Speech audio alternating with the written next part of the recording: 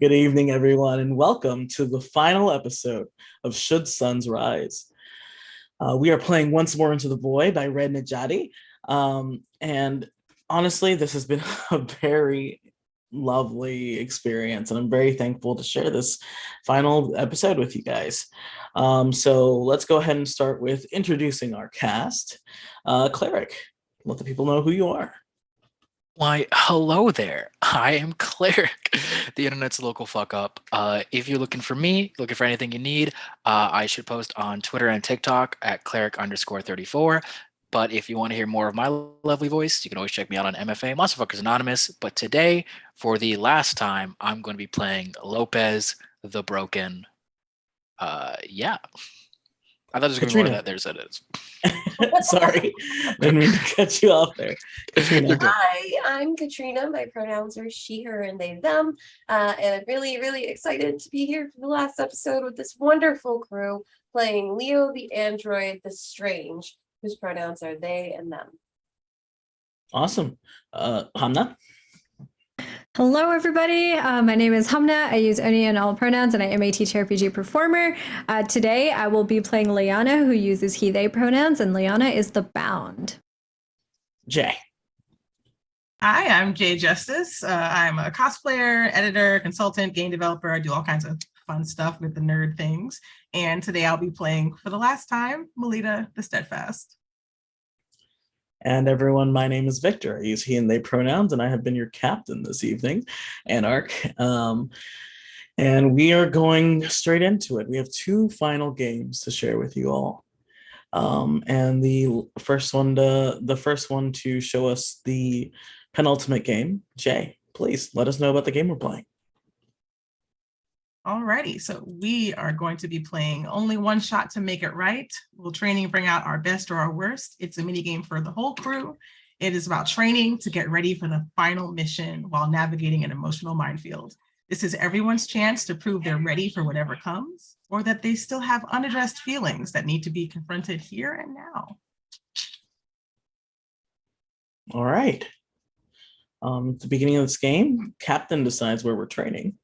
And I think we have a couple, like a little bit less than a standard day to get to where we're going. And so Anarhk has brought the ship down in a location that is nearby this final confrontation, but sort of a place to stretch our legs outside of the ship. That was close to the first time we had our final confrontation with Lejeune. And I think this place is large, ruinous, and sort of like almost abandoned in what it meant. And so there's a lot of places where we can probably like look over memories, but Anarhk is mostly just trying to find a place where we won't be seen before the upcoming battle.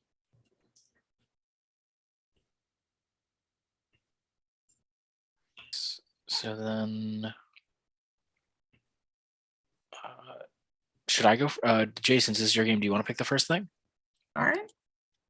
Okay, so we're all going to decide how we're training and what we want to work on, and describing like what has changed for you since the last time that you were here, meaning like in Mleta's case, the last time we were here, everything changed. And the things that Mleta's been noticing for her is wanting to improve reaction time, because seconds can make a huge difference in a fight against an enemy that can think as fast as our enemy can. And so Mleta's big job is going to be using all of the tech that you guys have at your disposal to try to like stop the enemy. And doing that in a war zone is damn near impossible, because there's explosions, there's shooting, there's trying to make sure that you don't get shot, there's shooting to defend yourself while typing code. Like it's a lot. So this is something that you can't practice by yourself. It's definitely something that needs to be team effort. So Mleta looks around and tries to decide, okay, if we were fighting a legume right now, where would I want to hold up so that I could try to hack into the nearest server and see if I can get the code that L.E.O and I have been working on uploaded fast enough to be able to turn some of our enemies not so much in our favor, but to free them so they can decide what they want to do. Because that's really the key here. When Leos have the choice of whether or not to be violent, they choose the correct path, the path of anime.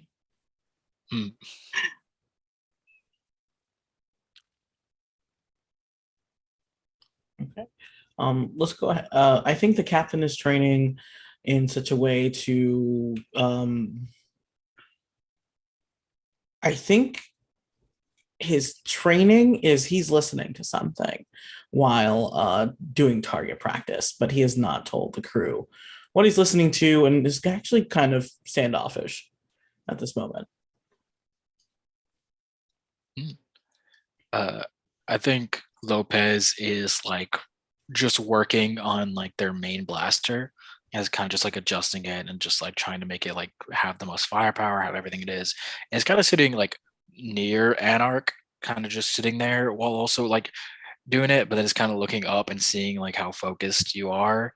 It's kind of just looking and just like I wonder what is he listening to?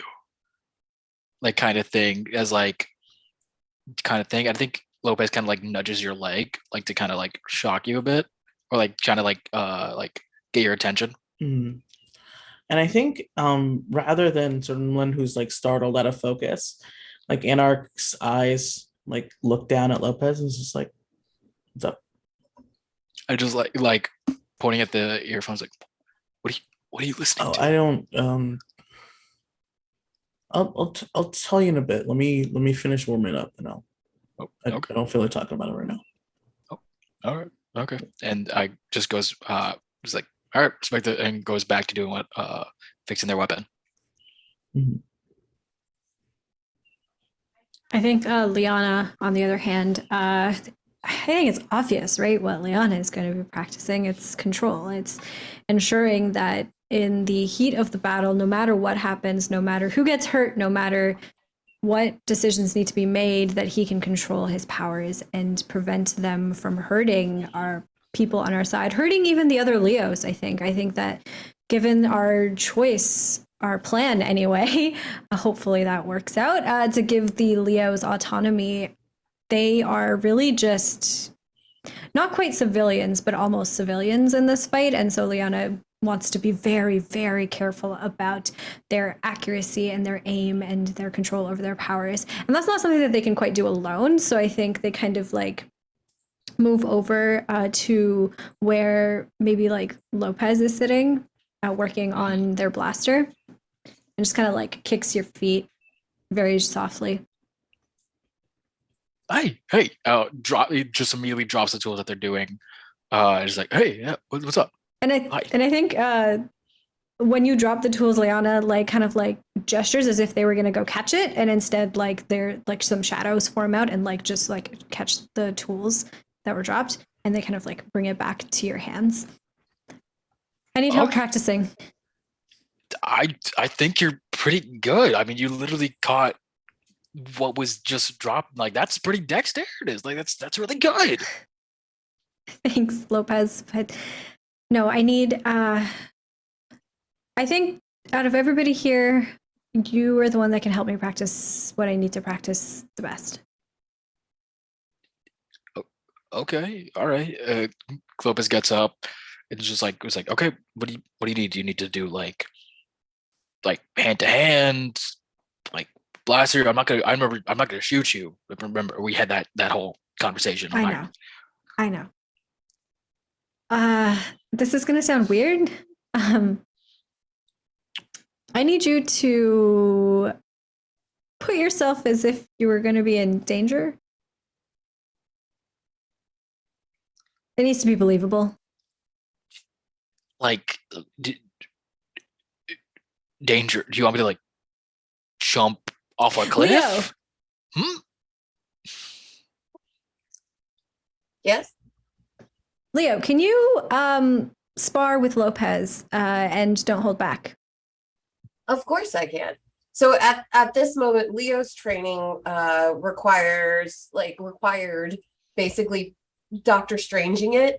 They were plugged into, their like a core processor in a way, and just kind of like going through every instance that could have happened and trying to discern what their probability of winning was. L.E.O has not revealed that probability yet, but they were working out strategies through all of that data. So at this point, they unplug, stand up, dust themselves off a little bit, and leave the other L.E.Os or the other Zodiac androids to continue to charge there. L.E.O stands up, walks over to stand about like 6 or 7 feet across from where Lopez is, and assumes a fighting stance. Are you sure this is exactly what you need to like? If that's okay with you. I mean, yeah, of course it's okay with me. What you need, like, I want to help you out. So of course, if this is what you need, I'm down for it. And this seems like the best option of the options. Like, I'm not gonna like pull a grenade and like jump off a cliff, you know. But no, please don't do that one. No. Yeah. So I think that this works, but I'm not sure. And I think as soon as like as they're floundering, I think L.E.O just charges. Nobody's counted down or said there was a countdown. You have to be very specific with L.E.O. So they just like went for it. They like leapt off the ground, like Dragon Ball Z style, like flying toward him with a punch. But I just and I think Lyana kind of like jumps in. And essentially the goal here is to train like using their powers in such a way as to like maybe like to quote unquote like fight L.E.O in order to protect Lopez, but in such a way that it doesn't hurt L.E.O.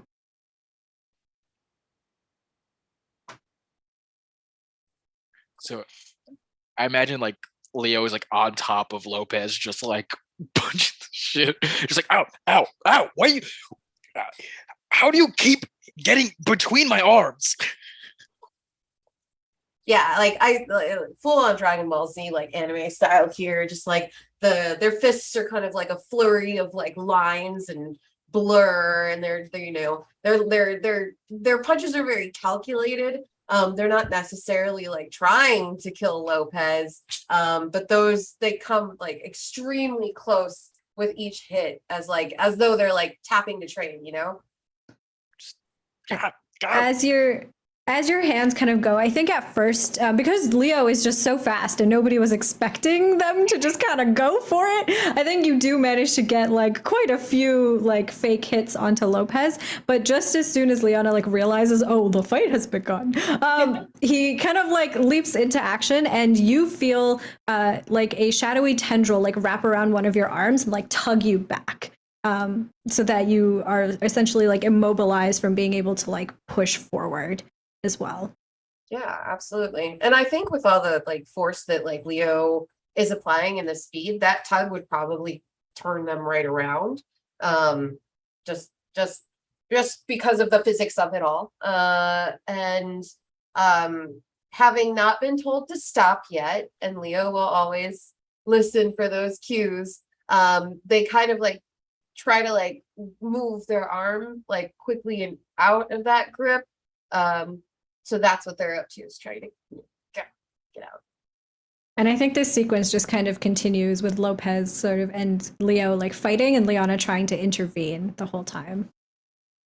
It's like, all right, I'm prepared this time. I got it.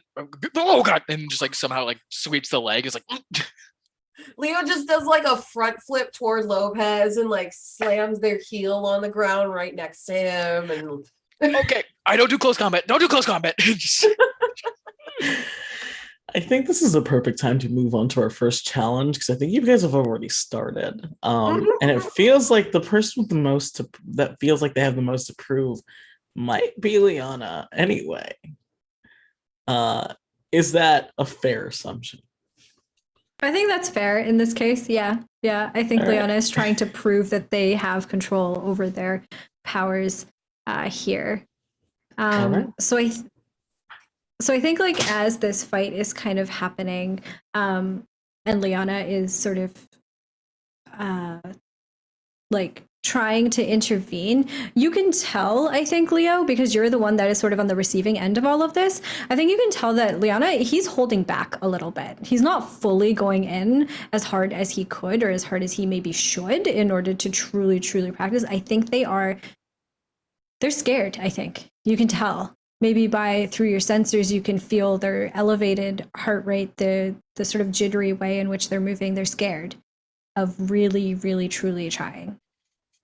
I think this might be a great opportunity for L.E.O to play into that challenge. And maybe, would you say, Cleric, that L.E.O can maybe scan Lopez's armor for like impact, like strength and stuff to like know exactly what kind of punch like Lopez can take? Sure, yeah, I think so. Okay, cool. So what Leo's going to do is like do that math after noticing that like Lyana is holding back, and make it so that they like aim at a part of Cleric's armor, probably like the stomach, if that's okay, like that armored part of the stomach. And they swing and punch hard enough to leave a crack, maybe, if that's all right. Because I feel like seeing that might, if that's all right, might shake Lyana a little. I think as soon as the crack happens, because Cleric's cool with it, Lopez isn't. So as soon as that punch happens, I think Lopez immediately starts freaking out and is like, whoa, stop. And then just like, but I think, and just like freaking out and doesn't know what to do. And it's just like actually starts punching Leo's arm to like stop. Lopez. And I think you can see where before it was just kind of like a dull light in their eyes as they were using their powers. It flashes, like a bright white flash comes across their eyes. Their tattoos start like roiling really, really quickly, shifting through the different colors. And I think you successfully bait them. I think Lyana like pushes past, like not even meaning to, but seeing Lopez in distress, seeing them actually like the crack in their armor, a potential real sign of danger, because Lyana doesn't know that L.E.O has carefully calculated this. I think they take the tendrils and kind of like wrap them really, really quickly around Leo's whole body and pull L.E.O straight up into him, and like then physically with their arms like wrap themselves around L.E.O to try and like subdue them. What are you doing? I'm testing the boundaries that you're too afraid to cross. We cannot let up in this fight against the other androids. If I am able to do this in a calculated way, if this is the limit that I will stop at, knowing that I can repair this crack in his armor later on, how bad do you think it's going to be when other androids like me go without bounds? I didn't want to hurt you, and I don't. I think L.E.O like stops and like their like fingers slip over the tendrils in a way, like not to, they can't fully like hold Lyana, but they like rest their fingers on the tendrils and go, "You're practicing with friends right now, but you will not be among friends in the future, and we need to be able to protect each other." And I think Lyana like looks over Leo's shoulder towards Lopez. I think you see Lopez just like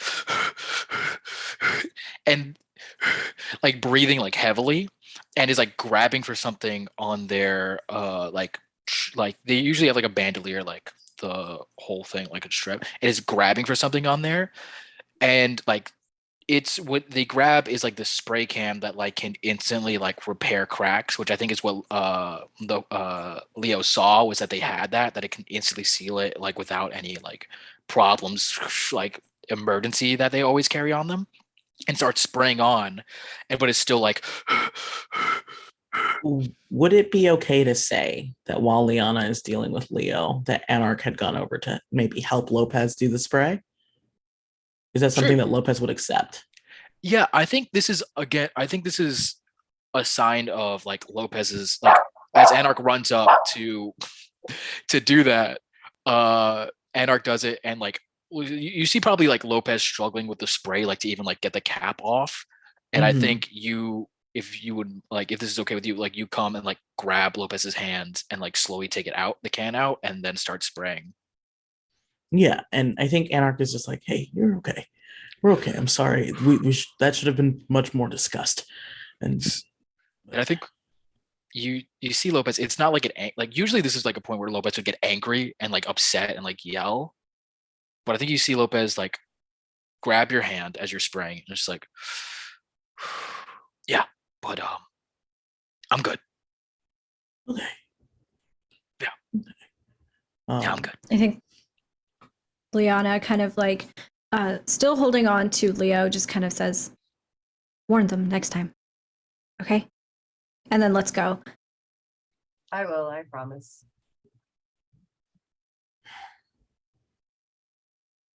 All right. And Again? I think before I turn Lopez turns around is like still grabbing Anarch's hand, and I think Anarch, because their back is facing L.E.O and Lyana, and I think you can see like kind of through the mask like that Lopez is kind of like very much like breathing and like makes eye contact with you, is like and like you can see through their eyes they're saying like thank you. mhm. I think Anarch, if this is okay, Anarch leans forward and bumps his head against Lopez's helmet, just like like a little thump, and it's just like, you're gonna, no problem, and just sort of like puts the can back for Lopez and headphones back in, and just steps away again. Lopez will then turn around and be like, all right, so that's you got what you wanted, Lyana. I think that's very much a close call. Ask next time. I know you saw it, L.E.O. Ask, but I think you got pretty good control. Like that's good control. I'm glad to see. It works out, I guess. I apologize for the damage. It's fine. I had something for it. It's okay. We're okay. And then, as the we're is directed to L.E.O, is looking at Lyana as like, we're okay. And Lyana just kind of like smiles softly and says, could have been a fluke. Let's run it again. Okay, I don't really think it's and then I think L.E.O jumps. And I think that's a good way to transition over to either Anarhk or Mleta. Okay, L.E.O, is it fair to say for L.E.O, I should say Catrina, for L.E.O, that because of the nature of L.E.O's positronic brain, they can run processes such as interacting physically and also simultaneously operating a firewall that Mleta can be attacking at the same time? Yeah, especially if they had that program running ahead of time. I think maybe what they'll be doing is like they'd leave that program running. Maybe that was like something they were doing in tandem with so that's what I was saying. If L.E.O's capable of completely whooping Lopez's butt while also fending off Mleta's cyber attacks, that gives us an example of what we're about to face when we see the enemy, because this whole time Mleta's been trying to run the access system, and L.E.O's giving a very like good example of what kind of obstacles we're going to face when we get over there. And so Mleta's been timing herself to see, okay, how fast can I go past this? How fast can I go past this? While also dealing with explosions and the sounds of Lopez screaming, which we're likely to hear when we have not the mask, not the mask. Yep. Very likely, yeah. Exactly. Yeah, what I will note is that what Mleta is fighting against is an external, like, I guess like a hard drive that L.E.O brought along, but they were little like, partition. Yeah, this is something that would be built into like the more advanced L.E.Os, but because they're a prototype, it's like something they have to connect. Like if you have an old computer and you have to put an external hard drive in there to make it run a little better. So like, yeah, it's like a separate thing that like is running on auto as L.E.O is physically doing the thing. Yeah, so basically it's a question of how quickly can we execute all of our own programs while also fighting the fight on multiple different fronts to take over this system just long enough to free the other L.E.Os so they can in turn free themselves, because giving androids agency is what we're all about, and also saving the rest of the galaxy, but for real. Hey, some of these androids just might decide to be jerks. I don't. Yeah. That's not in L.E.O's control. So Might be like, yeah, being evil is kind of hot and fun. Let's do it. You know. Oh no. Why not? They decide it's their villain era. They're like, yeah, no, I think this is the life I choose. Scorpio comes up and you know. Oh god. I say that as a Scorpio moon. Please relax, Scorpios. I know how it is. All right. I think I know what I have to do. It's just gonna be a lot. Thank you, Leo. Anytime. Anarhk, how's your training going? I think Anarhk is sort of watching over the four of you, and just finally sort of like takes his headphones out of his ears and is just sort of crossing his arms and like looking over. And I think for the challenge for the game, I think he is sort of not sure where to take his training next. And I think in the moments where maybe Lyana and the rest are resting, Anarhk looks like he is lost in this place, like lost in the memories. Something about this place is just too much, just bringing back too much from the last time they were all here together.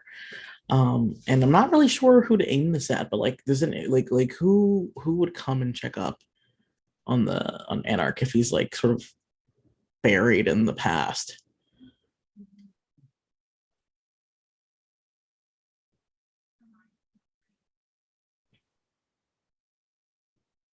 To say, Hamnah, you're a smiley. What are you thinking? I'm looking at you specifically because you were sitting here like clearly wanting to say something and then not. I think it would be. I think as Lopez is getting the shit beat out of them by L.E.O, just absolute shit rocked. I think like knocks the head to the side and sees kind of Anarhk kind of like standing there, and again like with the concern with the headphones, kind of just like, hey Leo, can we take a quick 5?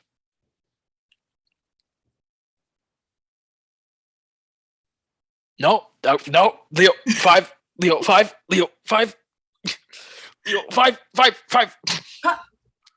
And Leo just like stops and like backs up and says, okay, fine. Yeah. Okay, Leo, my hand-to-hand's a bit rusty. Why don't we give Lopez a break from being pummeled and like gently, as if you're training a 5-year-old human. Come at me. That sounds in case I get cornered by Leo and I want to survive. Yes, of course. And I think like if anyone like on the side wants to train, you can activate the other Leos, but they'll go ahead and move over to Mleta and start training with them for her. And then I think Lopez kind of like limps kind of over, just like very like and like kind of smacks Anarhk on the back, and is kind of just like lost in thought. I'm kind of a little bit. Yeah, I'm kind of just lost in. Yeah, I think I have a bruised rib. I've got like, I don't know. Can you get like, I got something maybe Lyana? Don't worry, I have Spadville. It's fine. I have Spadville. No, but it's good. I mean, okay. Yeah. What about you? No, I'm just I brought you here all here to this point before. And Really? yeah, this is the place where we fought Lejeune the last time. Yeah. I think I'm recognizing some places. I don't know. It was a very intense kind of moment. Yeah.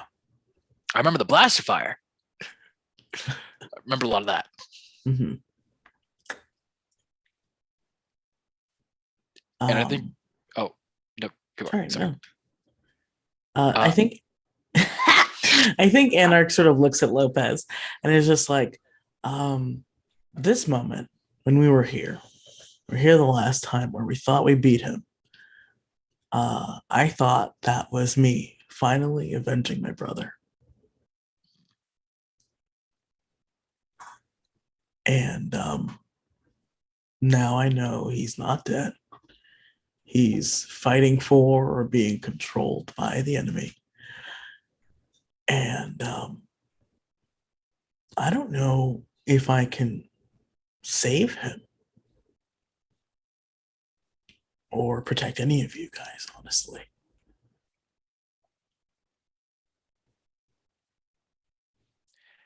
And I think Lopez kind of just silently kind of looks at, kind of silently leans back on like whatever they're like the two of them are leaning on. And it's kind of just like,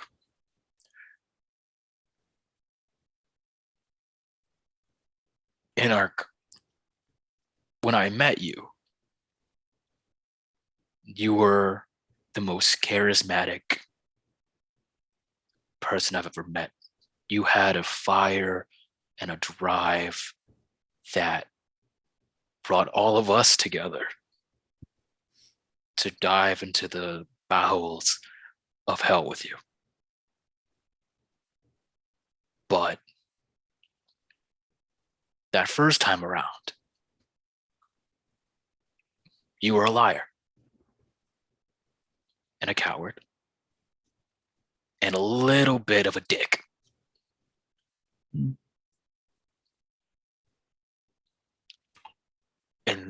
But this time around, I know you now. And you are charismatic. You have a fire. And what's your real name again? Sorry, I was going to do this naturally, but I completely forgot. Alan. Yeah. But you, Alan, are someone that I think each and every one of us will go to the bowels of hell for. And if there's any way to save your brother, we will find it. Thanks, Lopez. I think after all of this, because I have to hope that there's an after. Mm-hmm. I don't think I ever want to be called Anarhk ever again. I think I just want to help. I want to go home. Mm-hmm. I want to help rebuild my hometown. Hopefully with my brother at my side. And let everyone know that my name is Alan. I don't know. You don't look like an Alan. You look like a Fanark. What if we call the first one Anarhk and you just Fanark?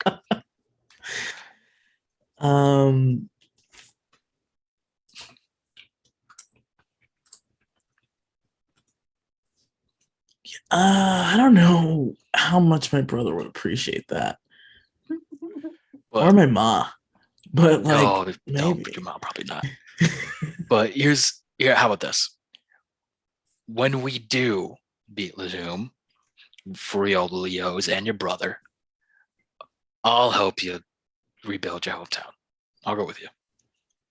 Is that what you want? Don't you want to go like on a space honeymoon with somebody? A spunny moon?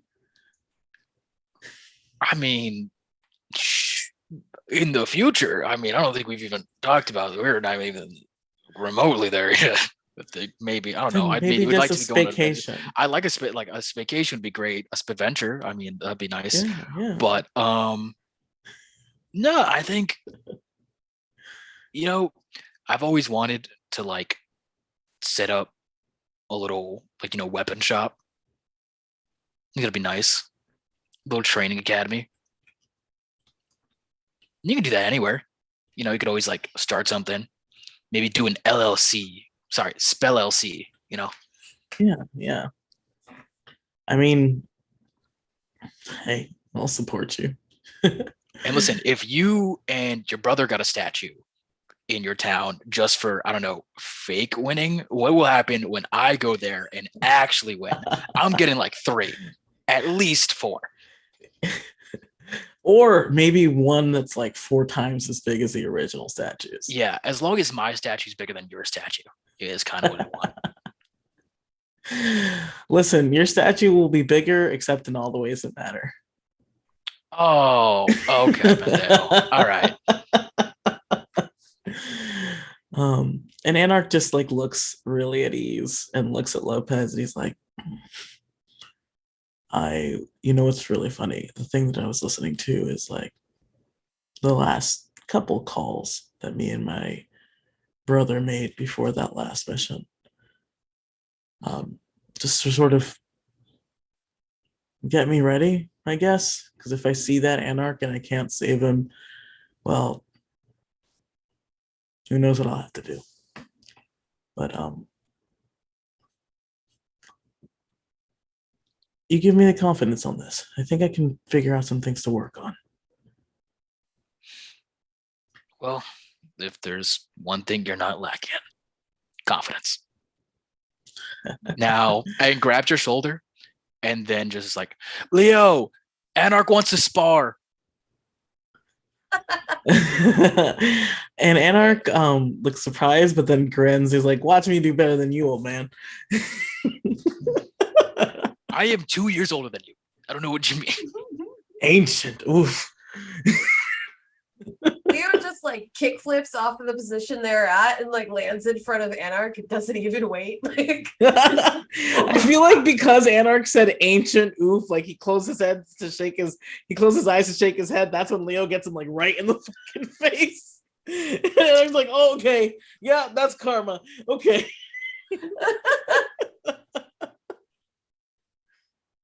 This is not boding well, considering we have to fight an army of Leos. Like, this is not boding well. Let me just say.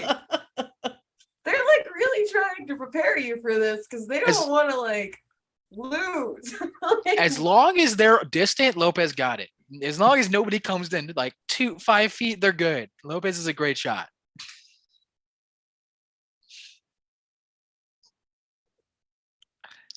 You're muted, Jay. Oh no. I was just picturing a sea of Leos all 5 foot nothing running at you with the speed of the Flash. You're like, oh god. yes.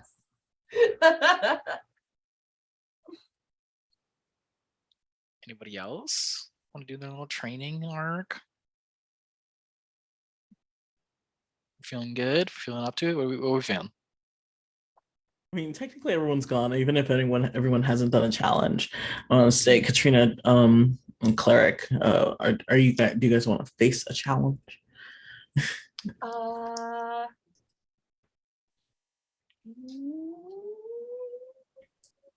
Yeah. Maybe that very first one. Like I don't know. I kind of wanted Leo to have a little moment with Mleta, but they don't really. This doesn't really factor into any of our challenges or vulnerabilities, I think. I mean, you can just have your moment here. I'm not gonna stop you. Okay. So I think a little while after, like Leo has worked on Anarhk a little bit, and like they kind of pass him off to Lopez for a little easier challenge. They like walk over to Mleta again, and they ask to like spar, but they also ask if Mleta has a moment just to talk. I always have time for you. Thank you. I would love to talk about our end game and our goal. There is something that has been concerning me about the gravity of rescuing my kindred Leos, my kin. And you can tell that like Leo has thought about this for a long time because this is like the first day that they're really referring to other androids as their siblings. And they ask like, there's so much responsibility involved in saving them and giving them a new life and not killing as many as possible. But when we get there, how do I handle their choices? How am I to be a good leader and a good eldest sibling to them when there are so many outcomes that could happen? there are a lot of outcomes that could happen. I think the most important thing for you to try to share with your kindred is the same thing that we try to share with you as your crew, your family. It's the things that you value and the things that you feel are important. You don't have to tell them, hey, what I love is what you're going to love, but you're going to tell them that what's important is to find things that you value to support and to care about, because without that, they feel like they have no center. They feel like they have no rudder. They can't steer without having a chain of command to follow. They're going to feel lost, and they have to have something at their center, at their core, that really like connects them, not just to each other, but to like their purpose. And I think that finding our purpose is something that we've all struggled with. And I know that you've had a big journey finding your own, and they're going to have a hard time because they're going to be in a galaxy that sees them as a threat because it's what they've been. It's what they've known. So we're going to have to, and I hope that you think it's okay for us to say we, because I want to help. I know this is going to be so much work for you to try to help them figure out, you know, what it is to be part of a community and to have values outside of what you've been programmed to have and what you've been told to believe that the world is, because the world is so much bigger than just following the orders that you were given by your maker. And it's going to be an uphill climb, but I think that's the goal that we all want, them to be able to choose for themselves and not feel locked into their programming. I hope that when we set them free, they have the space to do that. Have you been looking at uninhabited planets? Because I've been looking at uninhabited planets. Because they're going to have somewhere to go, right? Got to build the commune somewhere, right? Exactly. I think that, like, you see L.E.O crack a smile, especially when Mleta uses the word we. There was like a little tick in the back of L.E.O's mind that, you know, and they express this. They say, like, when this happened last time, we all left and fell apart. So would this mean that you are implying you'd like to stay and help? I think I do. I gave it a lot of thought, and I think that what's most important to me is not just planning for the next thing to fight against, but like planning a life outside of conflict and planning a space to be and to have like a family. So I think that's what I want. L.E.O kind of like the small grin cracks into like a full smile, and they're like covered in like dirt and garbage because they've been like fighting everybody for like the past hour and a half. But they, you know, they have a smile on their little grimy face, and they like look up and say like, thank you. This crew means so much to me, but I would say that it is you who has been the most vulnerable and taught me the most humanity in such a short amount of time. And having you here would mean the world to me. Getting to be here to see you grow and to help you become the leader of your kin. I know it's hard to see yourself as the captain, but they might come to see you as their captain one day, the same way that you look up to Alan. I hope I can do him justice. I think you can. We're so proud of you. Mleta gives L.E.O a little hug. Yay. L.E.O's not used to embraces, so they're just like, they like stop for a moment, and they're like frozen, and then they like raise their arms up and like slowly give that hug back in return. We're gonna get through this, and the other side is gonna be amazing. Except for Lejeune, we are going to bury him. Yes, the other side will be very warm for Lejeune. Very warm. Yay. Awesome. So I'm happy to pass this on to anybody else before we move forward. I think the last one before we jump to once more to the void, I think Lopez is going to slowly kind of walk over to Lyana, still limping, still with a bruised rib, and is kind of just like, so I think we learned that L.E.O really, really packs a punch. Huh. Yeah, I'm so sorry. I didn't realize that was going to go as badly as it did. Although I guess it's good that we realize that now, because we are going to be facing a lot more. Yeah, I'm going to pack a lot more grenades. you know. Yeah. Well, I mean, as a last resort, right? We're not trying to kill them, right? So how are you feeling about your control at the moment? How you? I don't like the way that you spoiled that question. And I'm joking. They're last resort. A lot of flashbangs. A lot of EMP distractions. grenades. EMP Yeah. grenades. I will. What are those? You mean Thanks, SPMPs? SPMPs. Got you.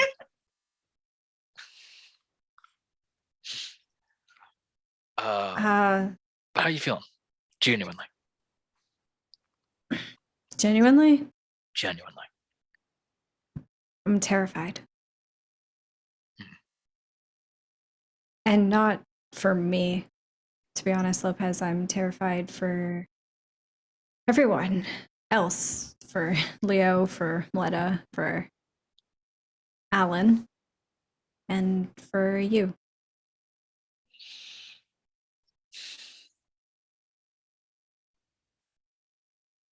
Let you in on a secret? Really? Yeah. I am too. Lopez, afraid. That's new. I know I'm usually the picture of confidence and strength, but Lopez, you have never been afraid a day in your life. I was afraid the day I left you. About what my life would be if I could keep being. I was afraid the day I got back on that ship. I was afraid that the first time I saw you back on it too. How amazing, how confident, and how absolutely incredible you seemed, even after all this time. We never talked about that, you know? About you leaving. We made a promise to each other way back when that we would never leave each other in the dark. But when I woke up, all the lights were gone. Yeah.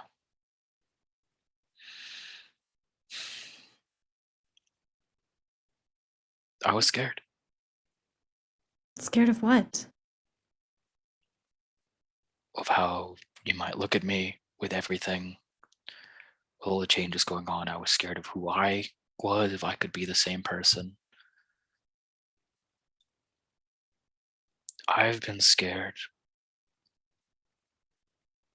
for every single minute since I left that room.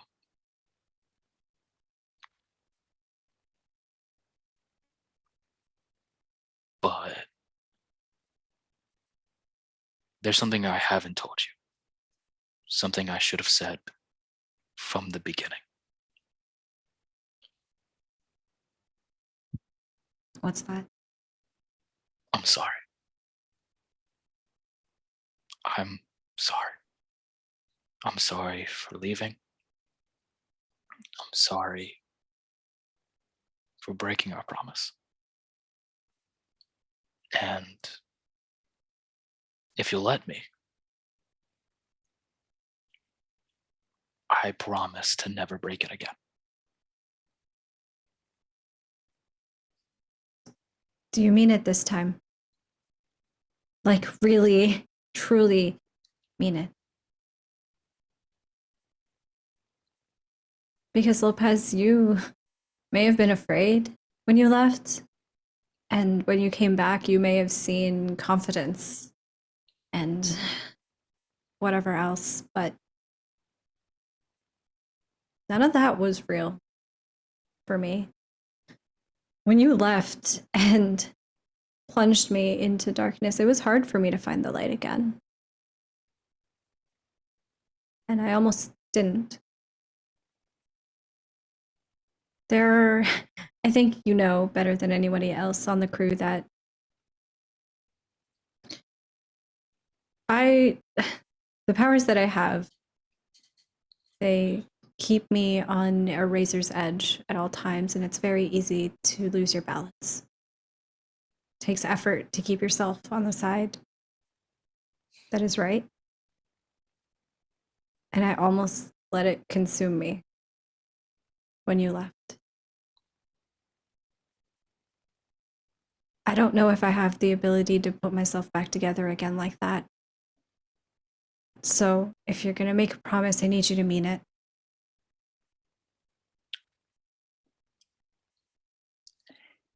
Can I do something for the whole game?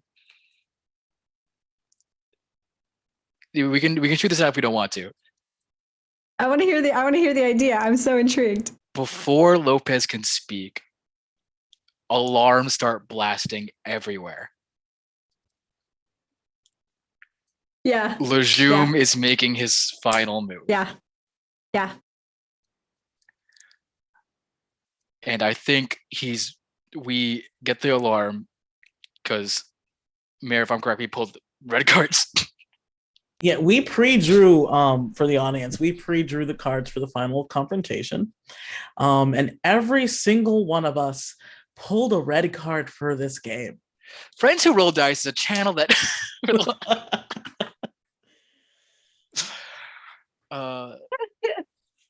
But I think because of that, a message appears. Lejeune's like a giant ship like breaches like the middle of like the space, and a bunch of little ships are now being like coming out of it. Lejeune is making his like final assault, sending Leos all across the galaxy.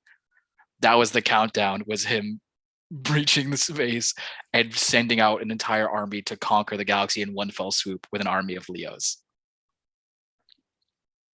And so before Lopez can say anything, the alarms go off and we gotta go. I love that.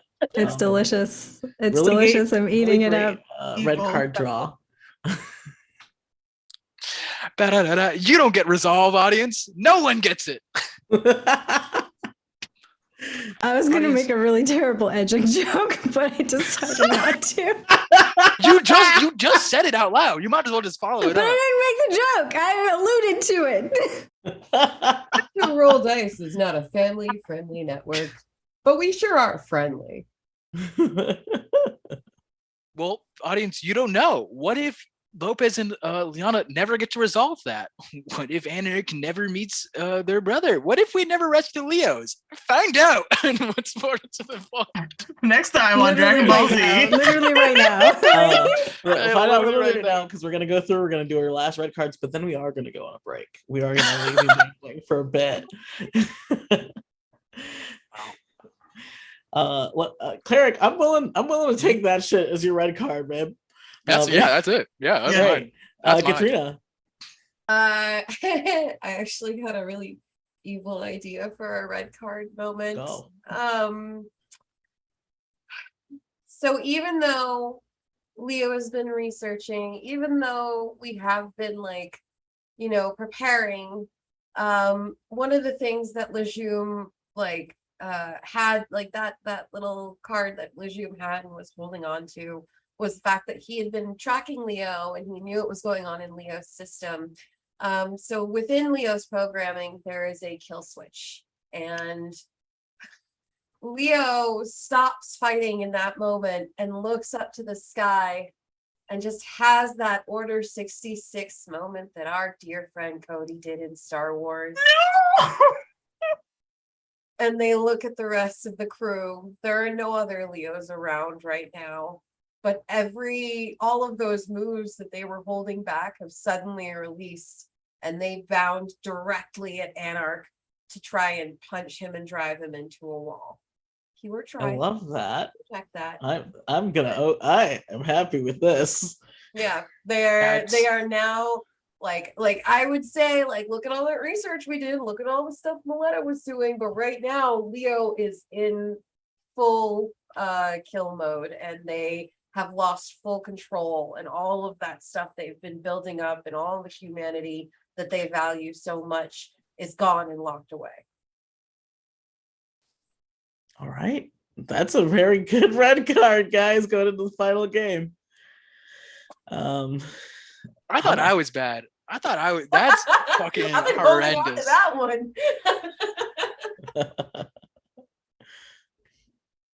You thought Did you you was say good, me and then next? Leo was like, Yes. King Kong ain't got nothing on me. That's it. Okay, I'm gonna be Follow nicer to orders. us than all of that. I think that's sufficient oofs for one thing. When they land, when Lejeune and all of the little ships come out, I think they literally land on our ship and crush it. And we are trapped here. We can't leave. So we have no option but to fight them here. And honestly, our only option, if we do want to leave whatever planet or asteroid or whatever the hell we are on right now, we have to take their ship. So it's all or nothing, baby. Love that. Love that so much. Wow. The soup. It's good soup, guys. So I just want to paint this. I just want to paint this picture for my mind and the audience's mind. Is one moment, Lopez and Lyana are literally all staring each other, about to say something. Anarhk is just listening to things on their headphones. L.E.O and Mleta are just just talking, and then out of nowhere, a giant fucking spaceship lands on our ship. Thousands of ships go to conquer the rest of the galaxy. L.E.O then turns around and is about to punch a hole through Anarch's chest, and we're all just sitting there watching. Is that it's the picture I'm Yeah. painting? And now Jay's about to add to that. Yeah. So obviously Mleta is losing her mind and goes to try to use the data they've just been working on with L.E.O to maybe get L.E.O to stop.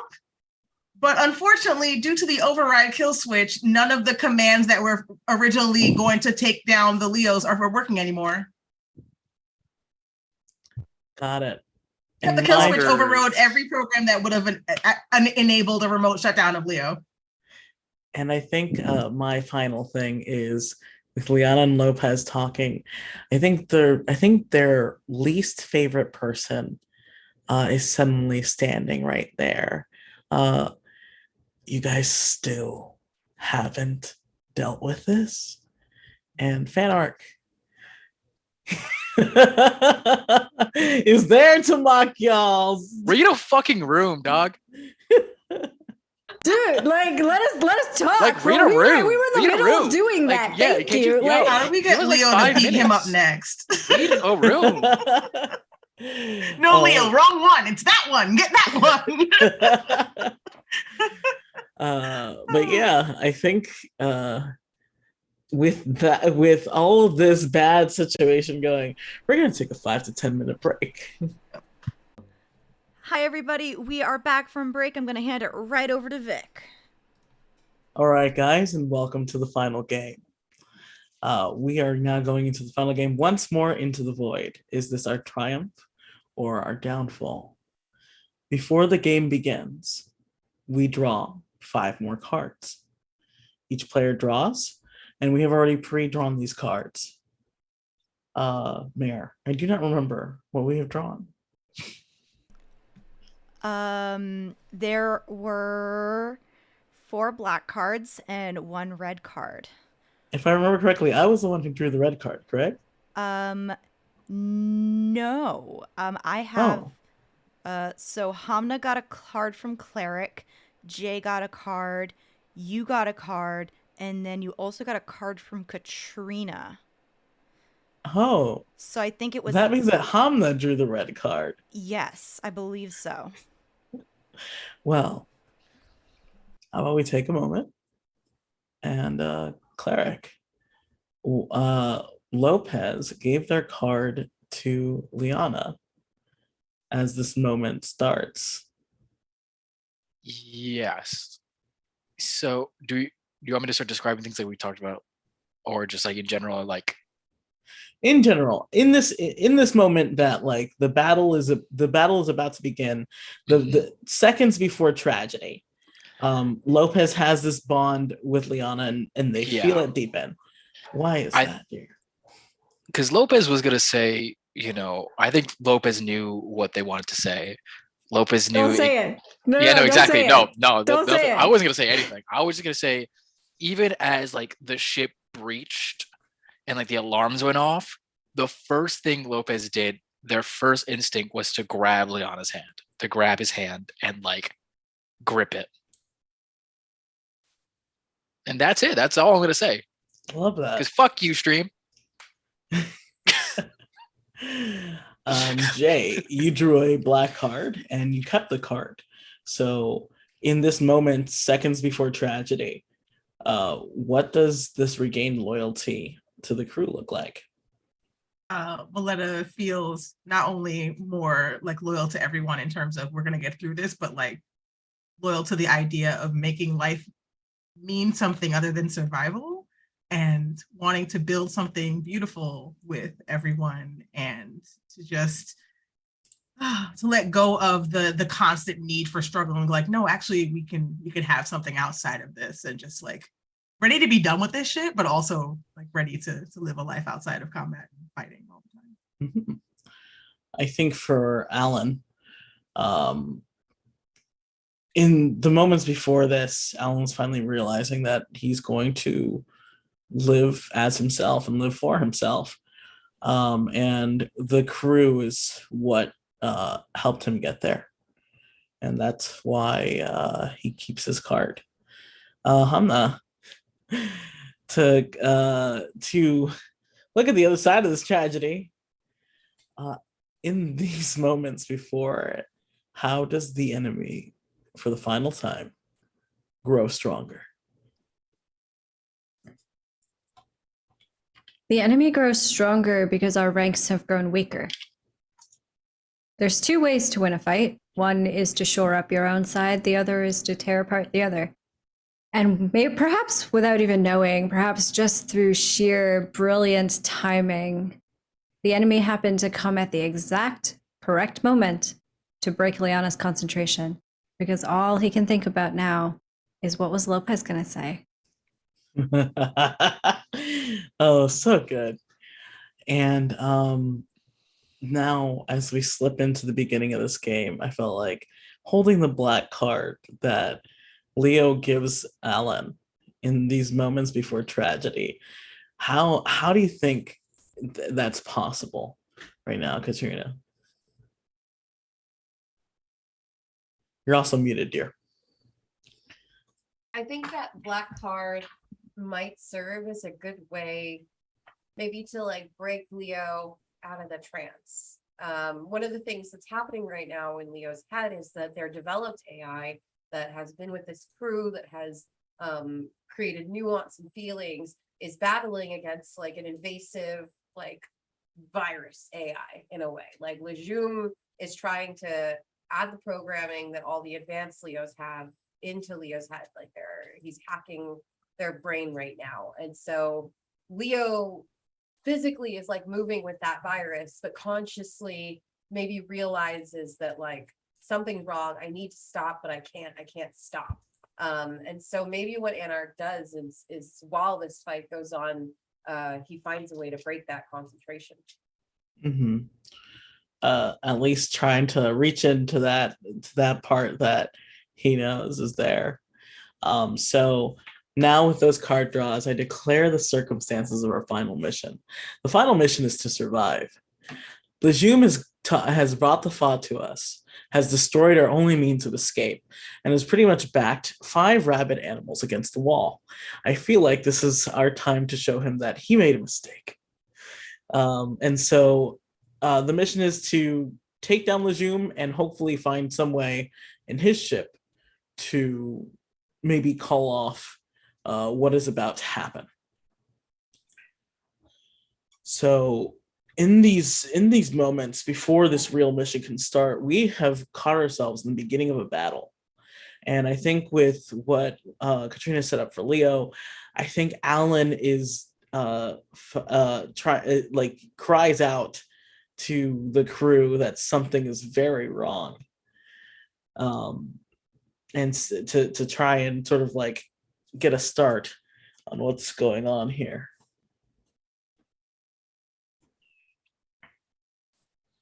So then I think, because facing Lopez and Lyana is Anarhk. the one that was been turned by Dr. Leju, and then they're facing that. And then as soon as Anarhk like cries out that something's wrong with L.E.O, like Lopez spins their head and sees like L.E.O going to straight up like punch Anarhk just straight to the chest as charging. So Lopez is going to like turn, like grip Lyana on his shoulder and like give a look that I don't think Lyana can read, but grips the shoulder really like hard in a way of like you got this, and is just like gonna jump and charge towards L.E.O. Is like and just yells back, "Hold up, Anarhk! I gotta stop L.E.O for some reason. I don't know." And charges forward towards L.E.O. Catrina, tell us what type of damage does L.E.O do to Lopez trying to intercept this blow?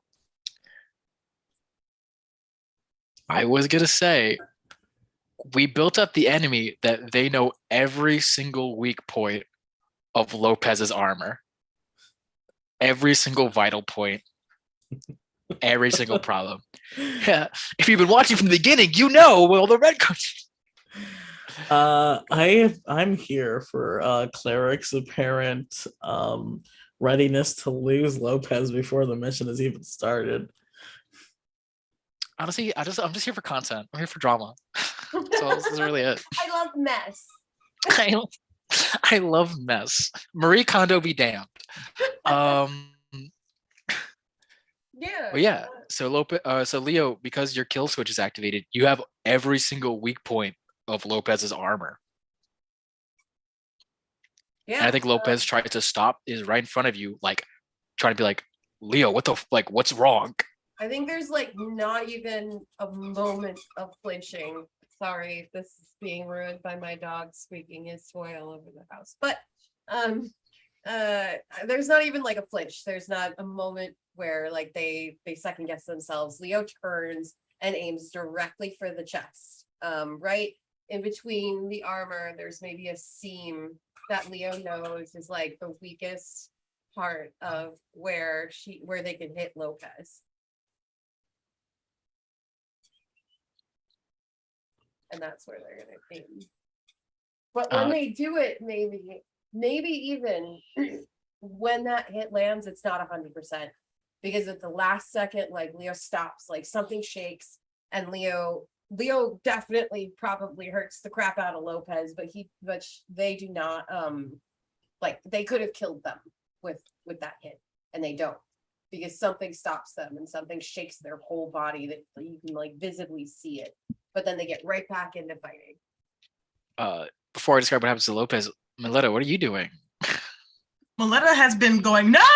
this whole time and trying desperately to do any kind of like previously approved remote deactivation. Nothing is working. The kill switch has completely closed off the part of L.E.O that is receptive to any other kind of signal.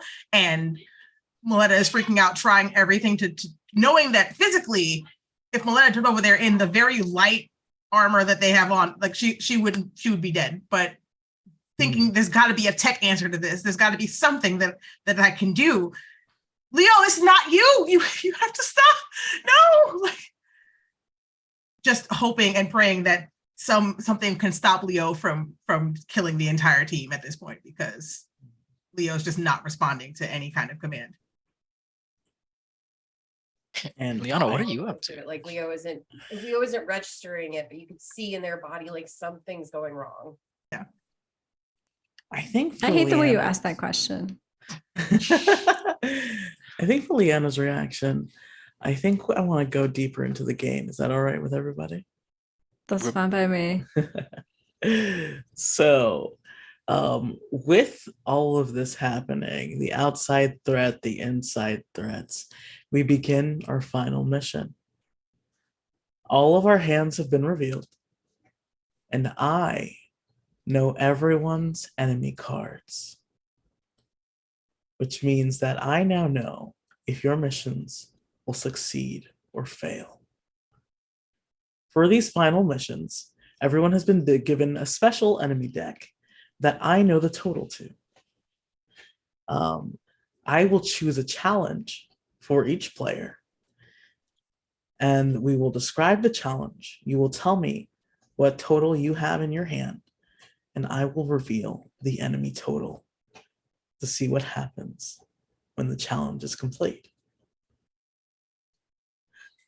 Lyana, I think especially for you, the challenge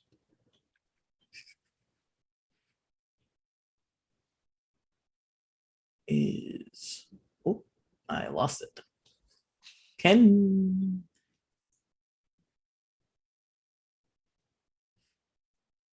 Sorry, folks. I thought we choose our. We are confronted. No, the captain chooses a challenge for the crew member. Gotcha. Okay. We are confronted by something unreal, horrifying, and larger than life. How is this monstrosity your fault? Screaming, crying, throwing up. Okay, so fuck. I think Lyana sees, or more so feels, I think, first Lopez's hand on their shoulder, because they were busy, distracted, looking at Anarhk showing up all of a sudden out of nowhere, and they feel Lopez's hand on their shoulder and turn to look at them and can't parse this expression on their face, and that worries him. And it worries him even more when he just runs towards L.E.O, who's attacking Alan, and it's just, nothing makes sense right now. Nobody is behaving in a way that makes remote sense. No idea what is happening. But Lopez issues a command: hold off Anarhk. And Lyana wants to. They want to. So they turn to look at Anarhk, but they can't. Their attention doesn't stay there, and I think they keep flicking back and looking over at Lopez until at one point they look back, and that is when contact happens. Leo's fist makes contact with the solar plexus of Lopez's armor. Lopez, you were gonna wait to tell me what happened. Tell me what happens. You hear a sickening crunch and a crack of both armor and bone. Just, and then just,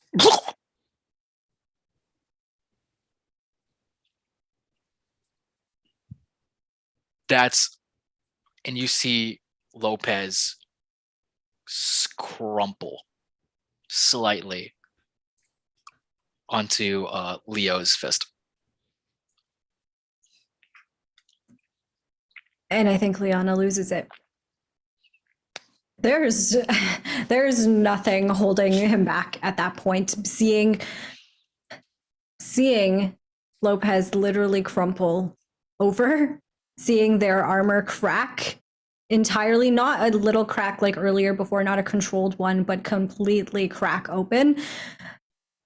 Lyana loses it. They get distracted. They turn their back on Anarhk.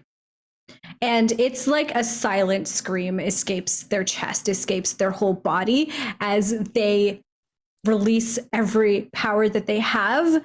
And normally the shadows are like a different entity that sort of is superimposed over Lyana. Normally there's a separation between the two. Not today. Today it's like this entity is Lyana. Lyana is the entity. They are one. It is all consuming. The boundaries have been blurred, and I think you can see this like palpating, like pulsating, like darkness starting to form around Lyana. The sort of tendrils like wrapping themselves around, enlarging, and it doesn't seem to stop enlarging as they advance on L.E.O.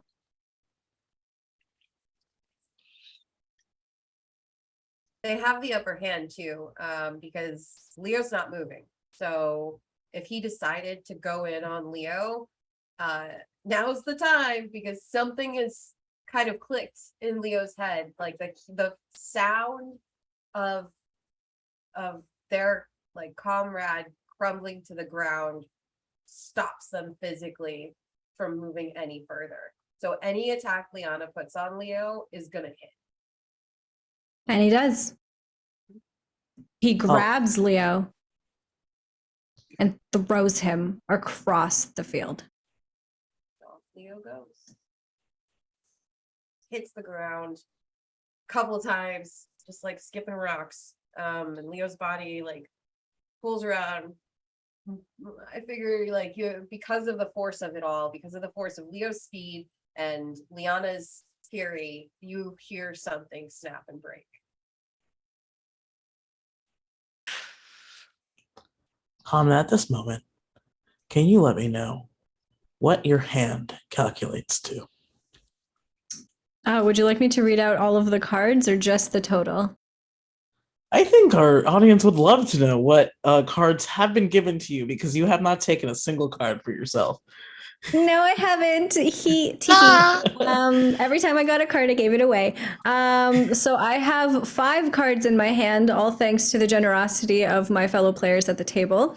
And the 5 cards in my hand are the 7 of clubs, the 9 of clubs, the 4 of spades, the 9 of spades, and the 5 of spades, for a total of 34. Oh, interesting. Well, in your enemy deck, you have the Ace of Diamonds, which is only a 1. That's great.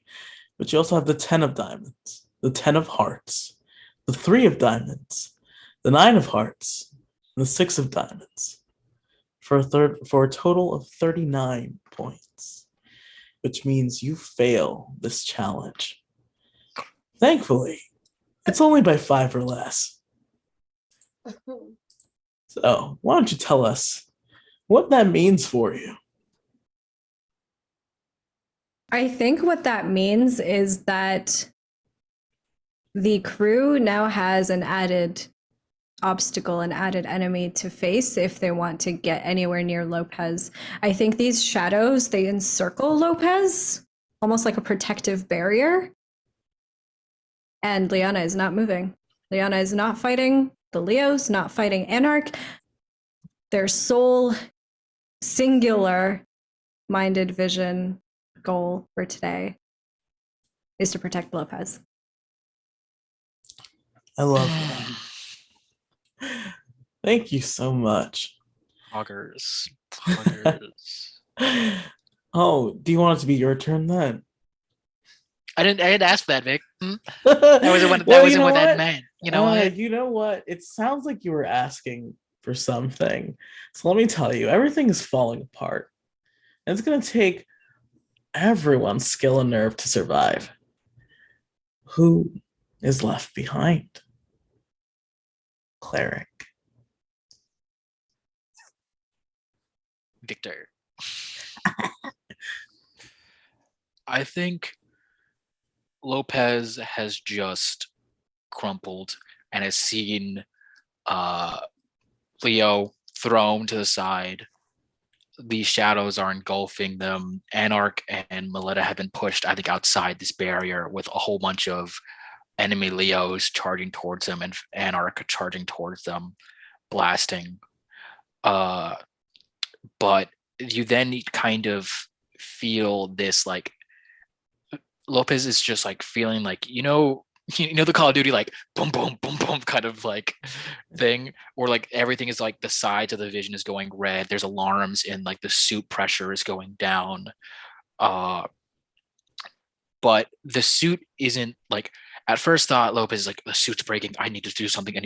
But as the shadows engulf Lopez, for some reason, the shadows feel comforting, but also Lopez can feel, I think, Lyana's anguish, his anger, his fear, his just everything, all the emotions that he's feeling, his distress. And for some reason, that's able to like pull Lopez back from this panic. So Lopez takes a knife that's in their bandolier, because they're always like again, like we mentioned earlier, Chekhov's gun, my favorite. A bandolier filled with things, takes a knife and stabs one of the canisters that's on their chest, which explodes of sealing residue that keeps their suit sealed right in the crack of the chest. And as it does that, it spreads out as this like kind of emergency aid. The pressure starts to reactualize, and as they're able to get their breath, just Lopez then gets on the comms to talk to Mleta and Anarhk, and is like, "Okay, all right, you guys hear me? Are you okay? I'm fine. I'm fine. Listen, we are in a bit of a shitstorm. Yeah. You're inside of the shitstorm. It's fine. At least the shitstorm seems to be being nice to him now. Them now, sorry. It's fine. I think we're surrounded. There's a giant ship. There's our only exit. I can see me and Lyana will take care of the outside, distracting Anarhk, distracting all the Leos. You guys, why don't you grab L.E.O, head inside, try to stop this, whatever it is, try to secure anything. We'll be the distraction. You guys try to get in there, okay? Okay, good call. We'll get L.E.O, we'll get the command center. You guys distract. Yeah, it's fine. We got this. We'll be okay. All right. I'm not used to doing gate crashes without you, so you better fucking hurry up. Listen, aren't I the best at what I do? Yeah. You know what they used to call me? Lopez the Unbreakable, you know that. And gets up and like gets off the comms. I really love that, Cleric. Mm-hmm. Then I think, was there something you were bringing up? Sorry. No, I mean, I felt like that was a good moment to tell us what kind of cards you have. But if you got a little bit more, go ahead. Yeah, before we do the card pulls to see, so reveal the cards, I think as Lopez gets up and I think sees Anarhk and Mleta run after L.E.O or run past the ship and sees like immediately turns around and starts walking to the center of this kind of shadowy mass. And I think as they're getting closer and closer to like the eye of the mass, I think it's getting harder and harder for Lopez to walk through. I think like the shadows are getting thicker and thicker and like more like what used to be a cloud is now like turning into like a viscous wall of just like having to actually claw their way through to get to the eye. But eventually they do, and they stand face to face with Lyana, who, I don't know, what does Lyana look like at the eye of this kind of storm? Their eyes are gone, but not in the way that you're used to seeing when they activate their powers. There's a light that kind of comes out of it. This feels like a black hole. This feels like an event horizon has been passed and every light matter is getting sucked into them, into their form somehow. And all of that energy is being expelled out as these shadows, as these tendrils, as this terrible, terrible energy. And they look at you, but they don't look at you, I think. I think there's sort of a distant quality to their expression, like they're not really here. I think Lopez first walks in and is like, Lyana, or you need to breathe.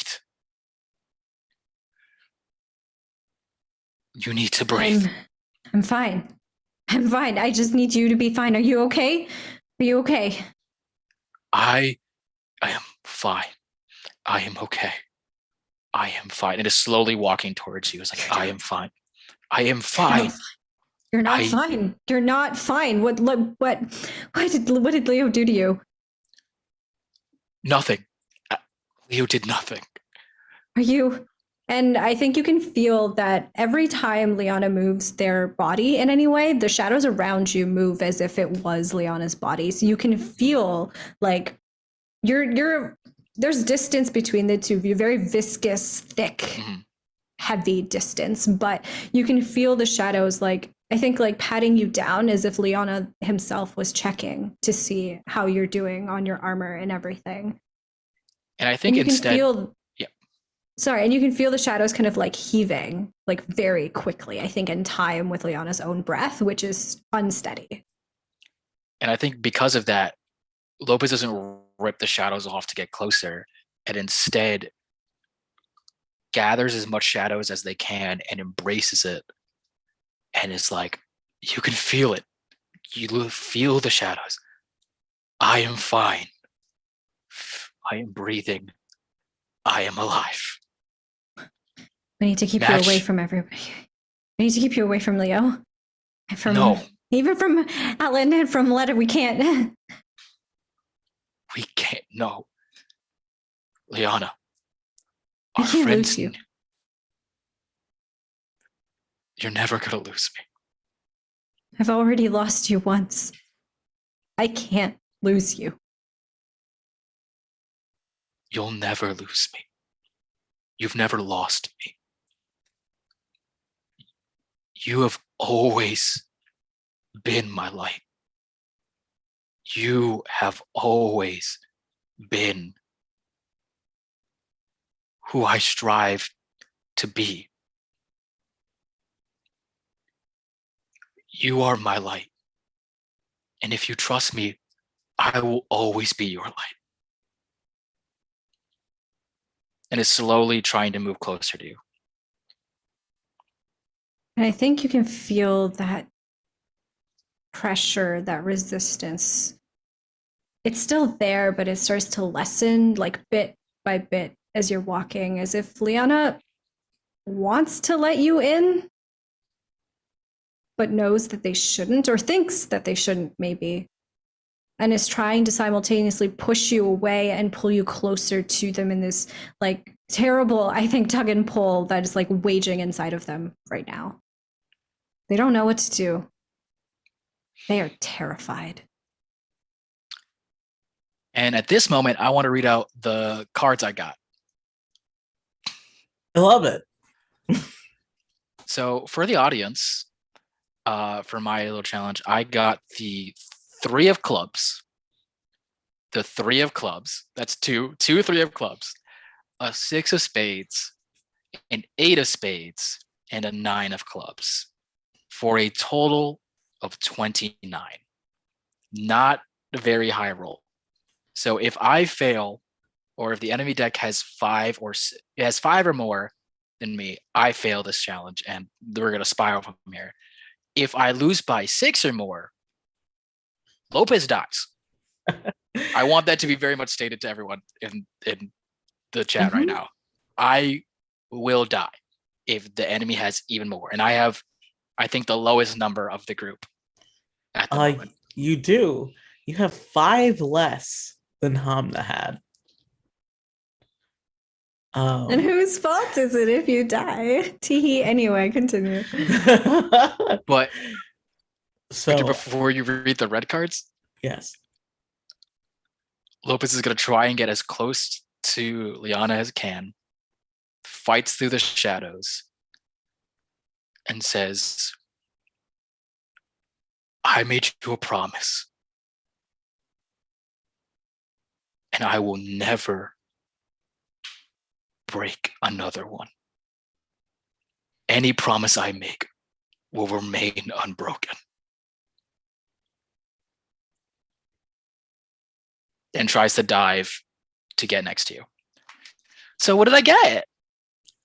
I mean, if you didn't get enough, you're about to break that fucking promise. So let's see. I want you to know, for everyone at home, my legs are kicking up right now in like a little teehee, like, teehee, what's gonna happen?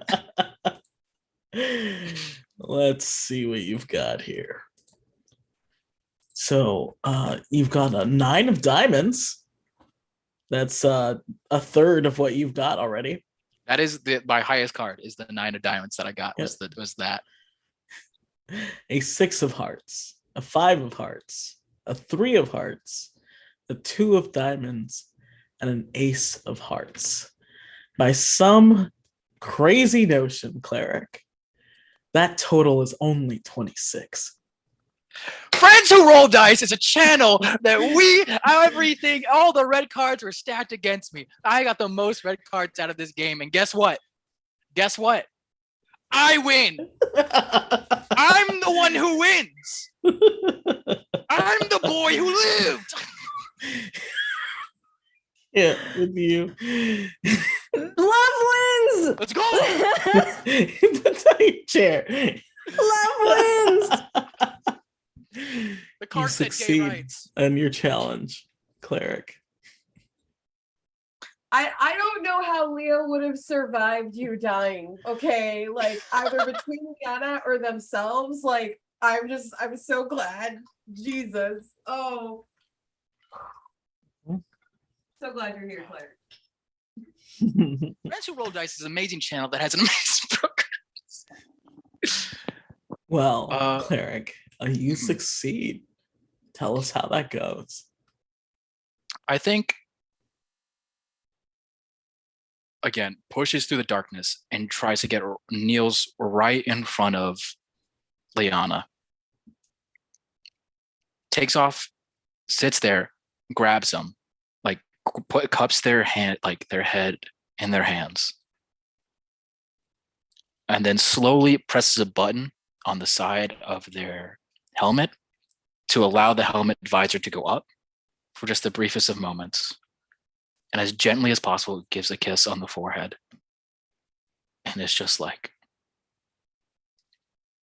we will be fine. For as long as we have, we will be fine. And it breaks through. It gets through to Lyana. I think all they ever really wanted was for the two of them to be together. And it doesn't matter under what conditions. It doesn't matter if it's safe or not, as long as they're together. That's all that matters. And I think it breaks through. And the shadows start to dissipate, start to thin out a little bit. So everybody on the outside who at this point wasn't able to see what was going on will start to see sort of almost like a fog clearing. We'll see this image, this scene of Lopez cupping Lyana's face, their lips pressed to his forehead. I mean, and Lyana, if you want to kiss, you can kiss. Don't worry, I'm getting there. And Lyana, it's me. And Lyana, I think, like looking up at Lopez with this look of fear, but gratitude all at the same time. I think it's this like intermingling of emotions.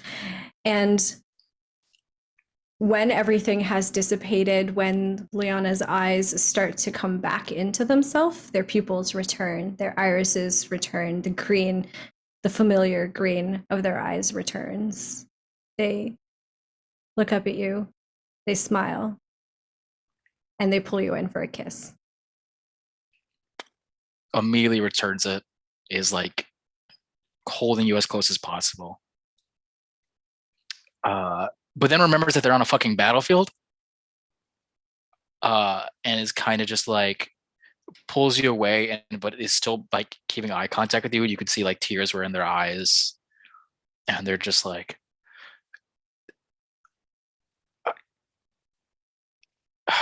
just like doesn't know what to say even more, because I think they've expressed everything they've ever wanted to say.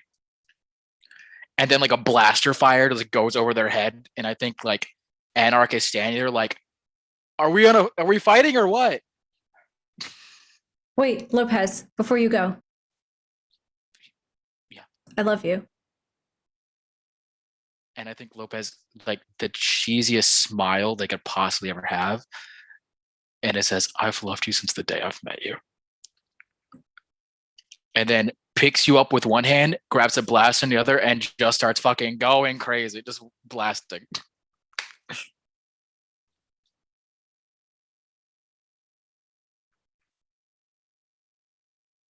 I love that. That is so sweet. However, tragedy's still going on. Not my Catrina. tragedy. I'm good. Cleric really said, "Look, I'm done. Y'all can eat it. I'm good." Everyone, thank you. It's been my time. Catrina, L.E.O just got like shadow socked across a battlefield after nearly killing one of their friends. How they feeling? Pretty bad, Captain. Pretty harkin shporkin terrible. Actually, L.E.O is like not doing well on the ground. They have suffered a broken shoulder, which physical pain does not necessarily impact L.E.O. L.E.O could take a million hits and never hurt, but they're convulsing on the floor, on the ground, in the dirt. They are like having shakes. Something is clearly wrong, and they managed to roll onto their good shoulder, and anyone who's looking can see tears streaming down their face. They're crying. They are having, I would even say, going as far as panicking. And I think something has dawned on them. That hit to Lopez froze them in time. And they've been like gasping and like breathing heavy, but just as like, the quiet dies down between Lopez and Lyana, you hear L.E.O say, "Get out of my head." They're crying and like shaking and rolling a little on the ground, going like, "I won't do this. I won't do what you tell me to do. You're not my master. You're not my maker anymore." But they can't get up physically. They can't move, because if they move, there is this inner fear that they will return to that mode again. And so if, the captain and Mleta wanted to get L.E.O, now would be the definite time, because someone is in their head, and it's Lejeune, and Lejeune is trying to bring them back to the programming where they started and make them a machine and a monster again. Yeah, I think Alan is tearing across the field. He is shooting at like oncoming enemies, and he slides like to his knees, like right next to L.E.O, and is like grabbing at them and sort of like pulling them up towards his body, and he's yelling like, "L.E.O, come on, buddy, you're good." I'm not good. I'm terrible. I'm a monster. He's making me a monster again. You have to get away from me. You're not a monster. He didn't make you. You are making yourself. You're making yourself every minute with every choice you have. And right now we're going to choose to make sure this never happens to you or any other L.E.O again. So get up. We're going. We have to go right now.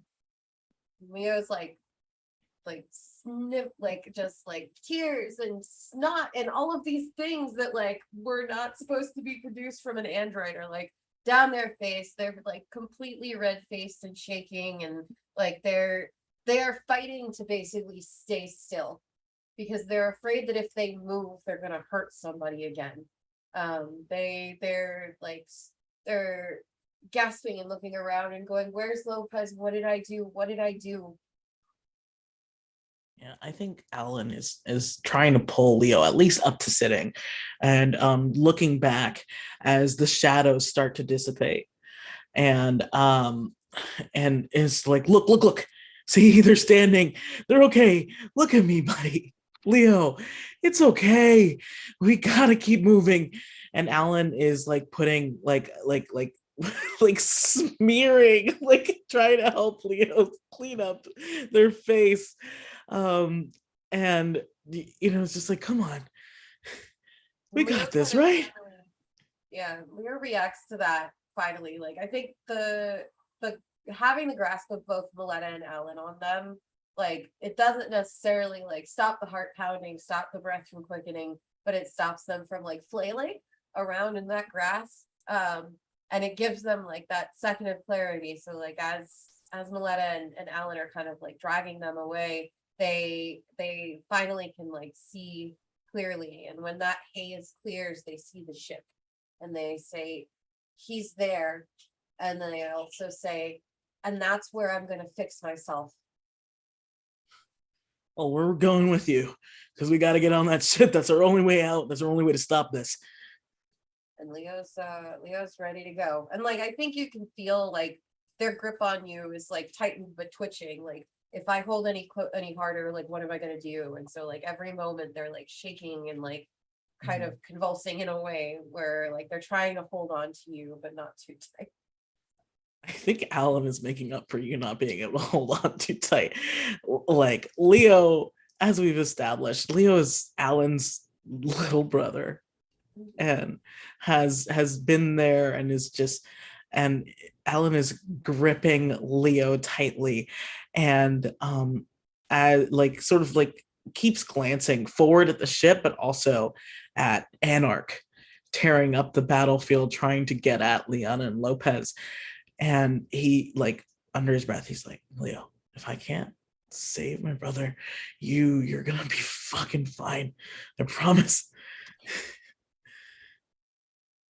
And Leo's just like rapidly nodding and going and just like trying. I think they think that if they take any action, Lejeune is going to be able to take back control over them. So they're just like letting Mleta and Alan drag them now.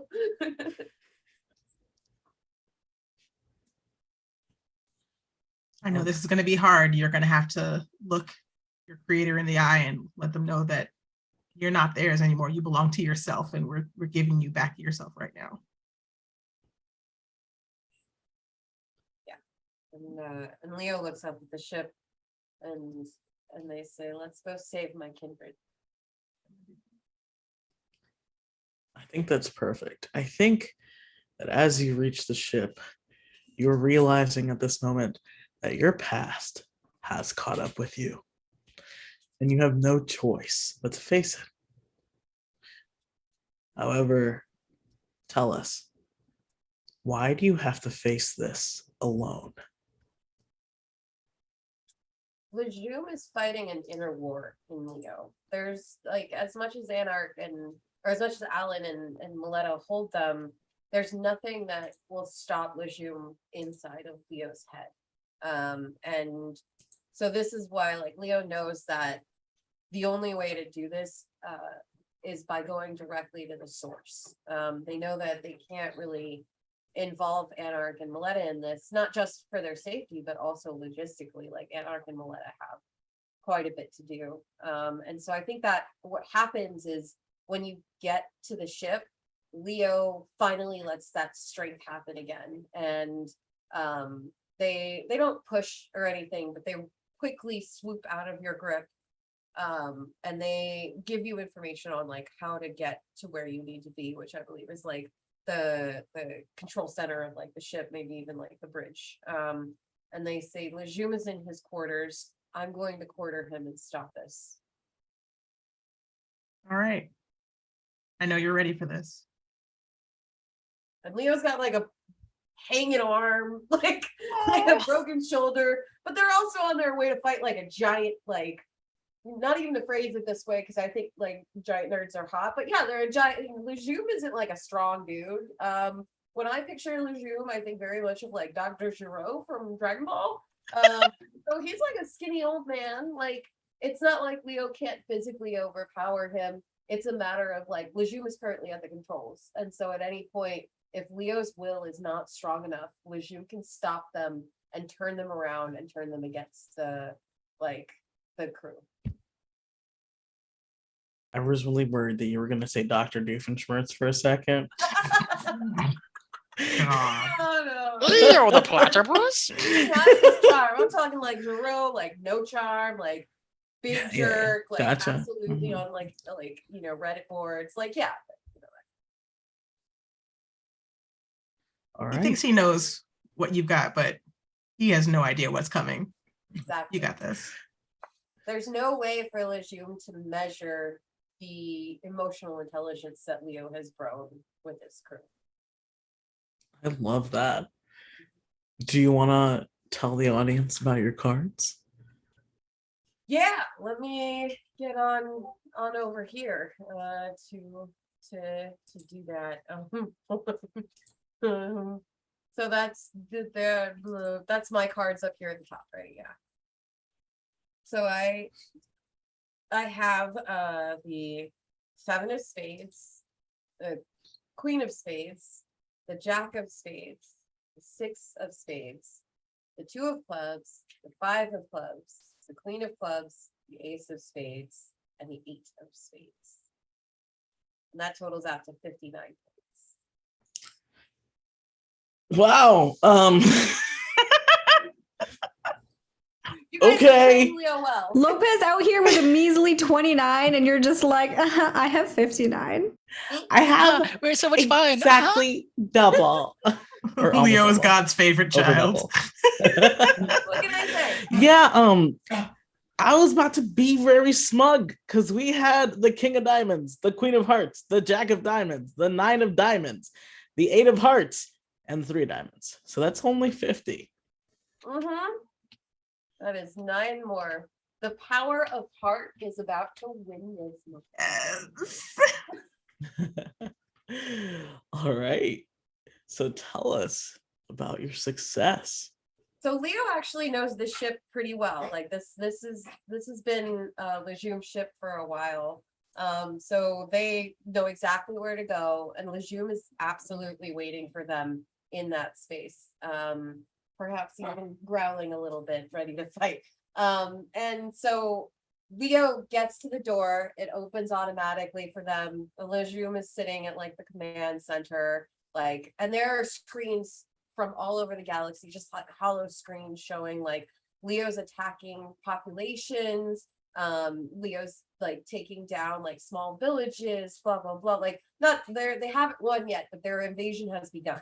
And it seems almost unstoppable. It's Lejeune sitting here, this one man at this control center, hundreds and thousands of Leos across the galaxy going into attack, and one Leo at the door.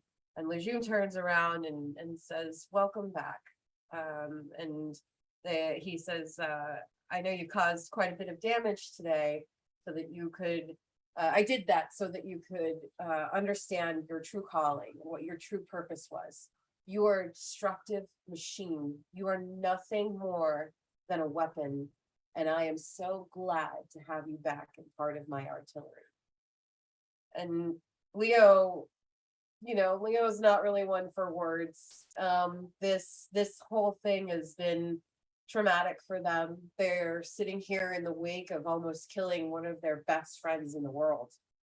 And so, without a word, they're immediately like going for Lejeune, who laughs. And Lejeune just kind of like just starts like cackling and giggling in this weird old man giggle, and he holds up a control and presses a button that freezes Leo in place. And he says, "You need to remember exactly who you are. You need to remember what you were created for. You were not created to be a person. You were created to be my weapon." And Leo's like standing there with like a limp arm and glaring at Lejeune and looking at the screen and saying, and they turn back to Lejeune and say, "You've never been as powerful as you think you are. I know what power is now, and I know what fortitude is now, and it is nothing like you. It is nothing like the hollow man that you are." And that's basically like the biggest speech they've given for a really long time. And you see Leo begin to like struggle against their own programming, like the strength, the Hulk-like strength that they have been given is amplified by their new programming. Because what what Lejeune doesn't know is that this whole time that developing AI went far past anything he could have ever designed. He created this weapon not just to be a weapon, but to learn, and that was his biggest mistake. Because with Mleta's help, this programming has turned Leo from a weapon, from a machine, into a person who cares about their comrades, who loves their crew. And they break forward. And the first thing they manage to do once they like break that hold, their body just kind of like flies free of it. And they run directly to the dashboard that that Lejeune is controlling. And they just slam their fist down on it. And they cause like a huge dent in the programming. And while the screens go static, you see Leo's kind of just like not even stopping, but like a couple of them begin to fall. And Lejeune is kind of taken aback. And he says, what is this? What's happened? Something is radically different about you. And L.E.O turns around and just juts out their hand and grabs Giraud's throat, Lejeune's throat. God, now I got it in my head. Not stopping. They grab Lejeune's throat. And they say,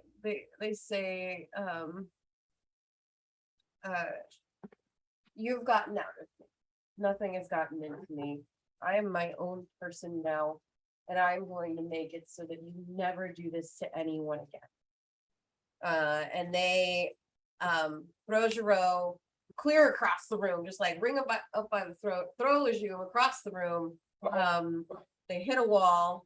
Lejeune's dog gets really mad and starts barking about it. And Lejeune is knocked out. L.E.O hasn't necessarily killed him yet, but they knocked the wind out of him. So he is now on the floor. And L.E.O turns around to the like broken like comms deck and just starts going to work with what's left. And as they're typing and like moving stuff around, you see the split screens begin to like show these Leos stopping their attack. Some of them stop in their tracks, some of them faint and fall over, but all of them eventually stop because they have initially been commanded to. And that is what. Yeah.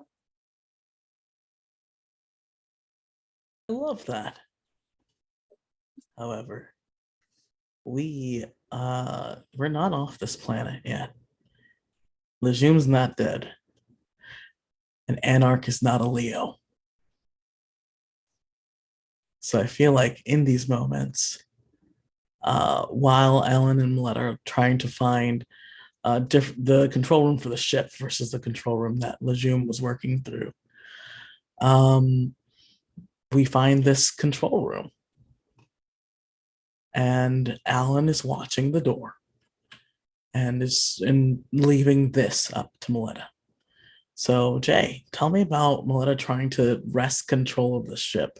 Okay, so I think that L.E.O is in the L.E.O lab, which is, controlling a different thing, and we're the L.E.O lab, and we're in the control room for the ship itself and for some other autonomous functions that may tie into different things we can do, like sending signals to other ships and like controlling the whole swarm. But we're focusing on, okay, how do we get control to like be able to pilot remotely from the bridge, because the bridge is full of L.E.Os. We don't have the ability to like to storm it right now, but we can if we can shift control to this area, we can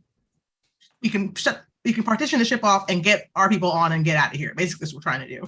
Unfortunately, this is a whole different system than any Mleta has ever seen before. And so it's a bit difficult to bypass these new firewalls that are not the same as what L.E.O and Mleta had been practicing on, because every system has been upgraded and integrated differently. And so she's like, oh God. So it's just, I'm going as fast as I can, but this is different. And I'm being shut down at every single wall. Like, what is this? Oh my God. So would you say that your technology is failing us at a critical moment? Yes, that is exactly what is happening. And L.E.O got their hands full, so there's no other person I can rely on. Lopez and Lyana are doing their own thing. And Alan, you're actually an engineer. Do you have any kind of input here? Because this is completely different than the system that we thought we were going to be hacking. And there might be a back door, but I'm not seeing it. Yeah, I feel like Ellen is like tearing into like the actual wall Yeah. of the ship. So you're and looking for a trying to, like, different way. Yeah, try. But I think I think at this moment we have a bit of physical sabotage.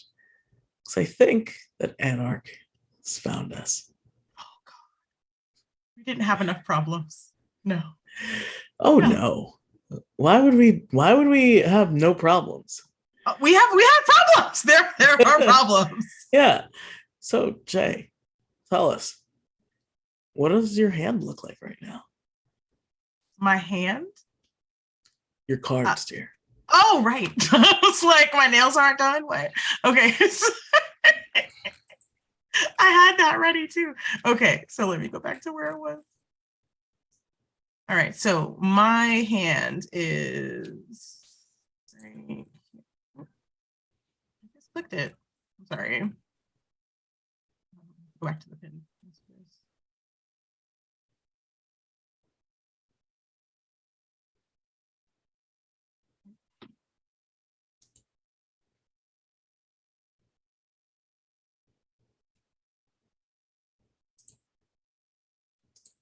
There we go. Okay. All right.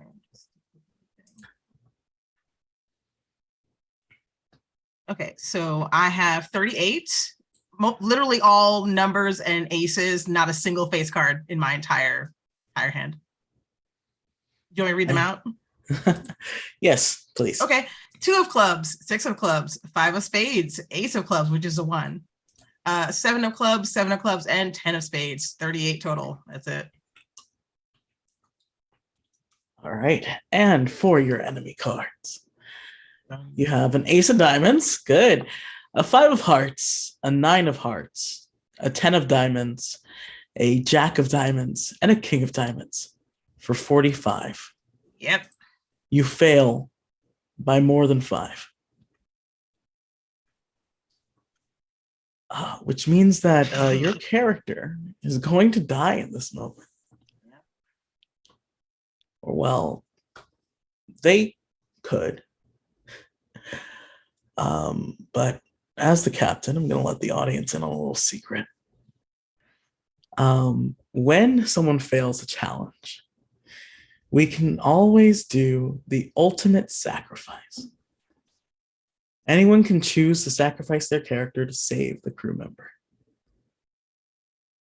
And when this happens, narrate the nature of your sacrifice, and the failure is turned into success. So, yeah, I think. Tell me, what does this almost failure look like, Jay? What is going on in which that, like, this sabotage, everything is going wrong? How is your life threatened? Okay, so Mleta figures out that it's not so much a thing that can be bypassed wirelessly, but there is an area that you can try to enter in the ship that if you plug the right thing in, you can make this work.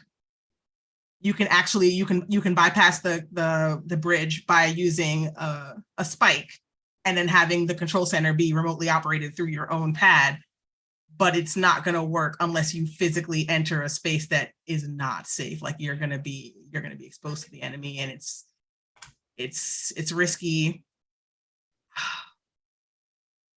The other option, you try to do it from climbing inside the wall, but you'll get electrocuted. So it's like, okay, I can try to do this, but there's two options and they're both bad. I cannot go to the bridge. We're gonna try to do this through the air vents or something like. So Mleta tries to open a panel and figure out a way to get the spike into the main energy corridor that connects to the bridge, so they can bypass it and pilot this way. And it doesn't work. She literally almost electrocutes herself just trying to do this.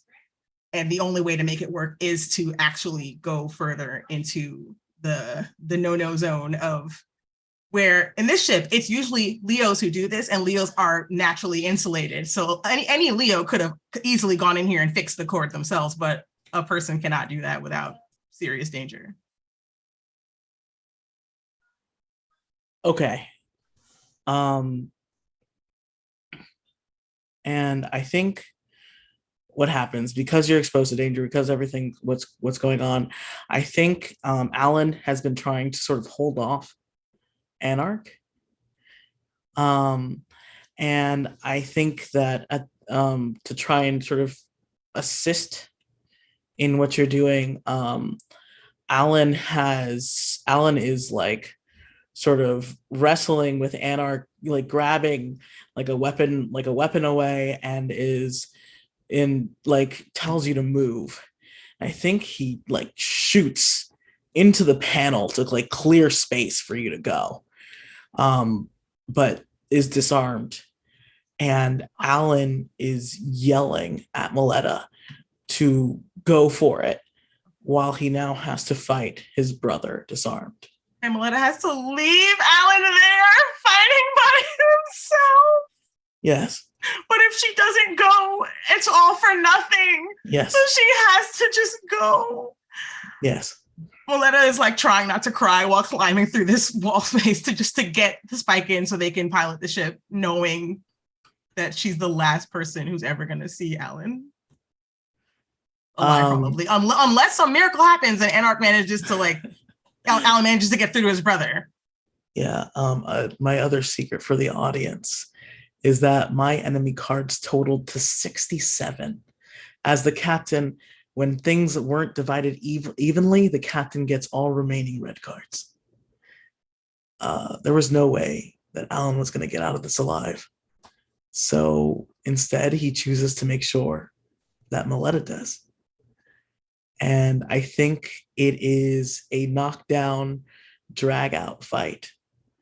I think that at one moment, he is screaming his brother's name to try and just get any bit of that person who he was out. And I think he manages that. And I think that's the joy in this final sacrifice, because I think despite that, Alan has just taken too much damage. And even though, we make it and Mleta completes this moment, Alan has given his everything to make sure that it could happen. But that does mean that this mission, this challenge, is a success. Is Alan still wearing his earpiece? I believe so. In this So last everyone moments. can hear the struggle that's happening. I don't think it's like a violent struggle in that like it's like, I don't think it's like a drawn out nasty struggle. I think it is like Alan, you hear Alan's desperation and then a long exhale.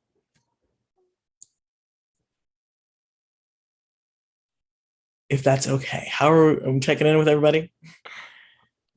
Does Anarhk ever come back to himself? Does he know what's happening? Is he still? Yes, Anarhk. That's what I feel. Anarhk comes back to himself and is able to at least talk to his brother. But after he's killed him. I do think, if that is okay with everyone, I do think that is what happens. Which honestly, Alan would prefer than to have a brother who's still under control. So, folks, everyone has had a turn. And now we choose the end. So technically, we had 3 successes and 1 failure. Which means that if the crew matched most of the challenges against the enemy, we choose one of the following endings. And I think that the one that's most fitting is we won, but we know that we couldn't have done it without each other. So in this moment where everything has been all of us supporting each other, how do we build this new shared fate that awaits us? If if I may, because how I'm imagining kind of this scene, if y'all don't mind me kind of taking the lead for a little bit, is that as Anarhk is fighting, or with our Alan and Anarhk are fighting, and Anarhk manages to like finally rest. I think as you like finally get through to Anarhk and draw, kind of has your last conversation, I think Mleta finally like connects the wires, and like this big blast kind of like spreads out, and all the L.E.Os that were fighting, all the like as we all like all the L.E.Os that like Lopez and Lyana are fighting on like the outside, and like with through all like the shadows and the blasting, all begin like to like self-actualize and stop. And suddenly, like all throughout the galaxy, because as the galaxy's been like Liu has been sending out ships of L.E.Os to like go and invade planets, suddenly stop and kind of self-actualize and all of that, like in that moment. And we're all kind of, I think the realization even through L.E.O as they're fighting Dr. Liu finally like clicks, like we won. And like I think Lopez like hugs Lyana and is just like spinning him around. Is like, we did it, like we did it, we did it. And then suddenly we hear that last like kind of breath. And I think we all kind of realize and like run to the center room where like Mleta, you kind of crawl out, and I think we see like Anarhk holding like Alan's body, kind of like that. And we all kind of run in and like see that kind of scene.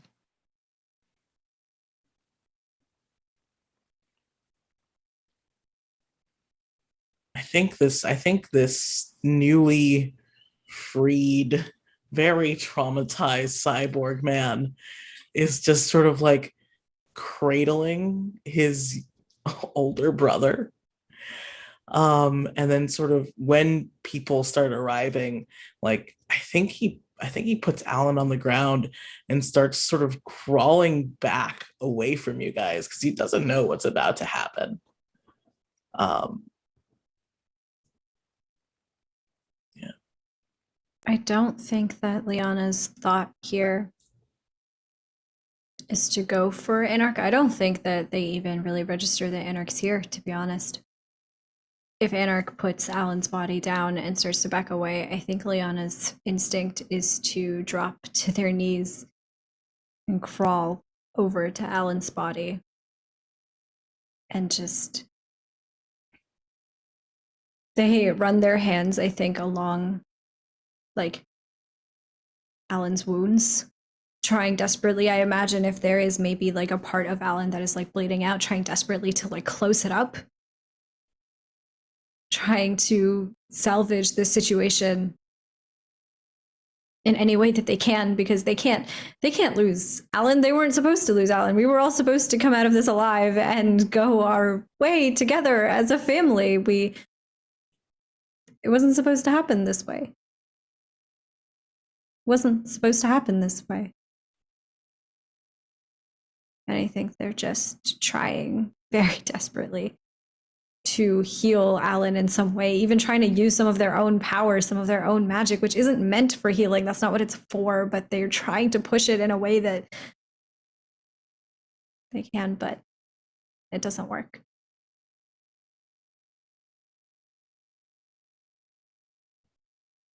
What's going on with the rest of the crew? Mleta's just crying. She just can't do anything. She's like, once the mission is completed and everything is fine, she just has no space for anything else but grief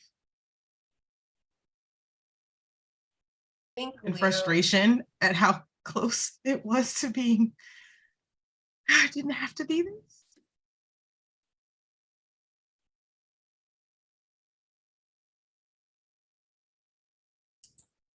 Trina, you want to what do you I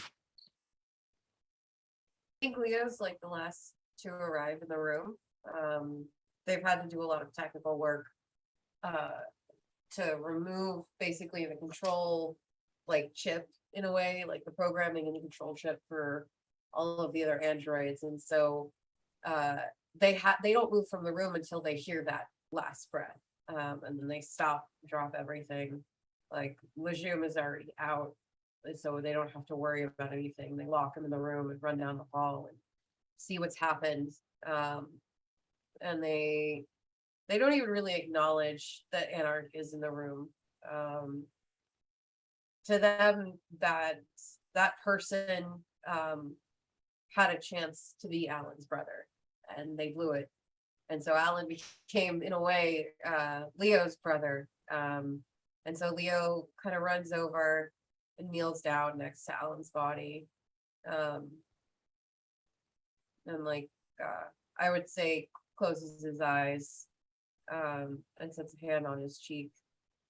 But they don't really say anything.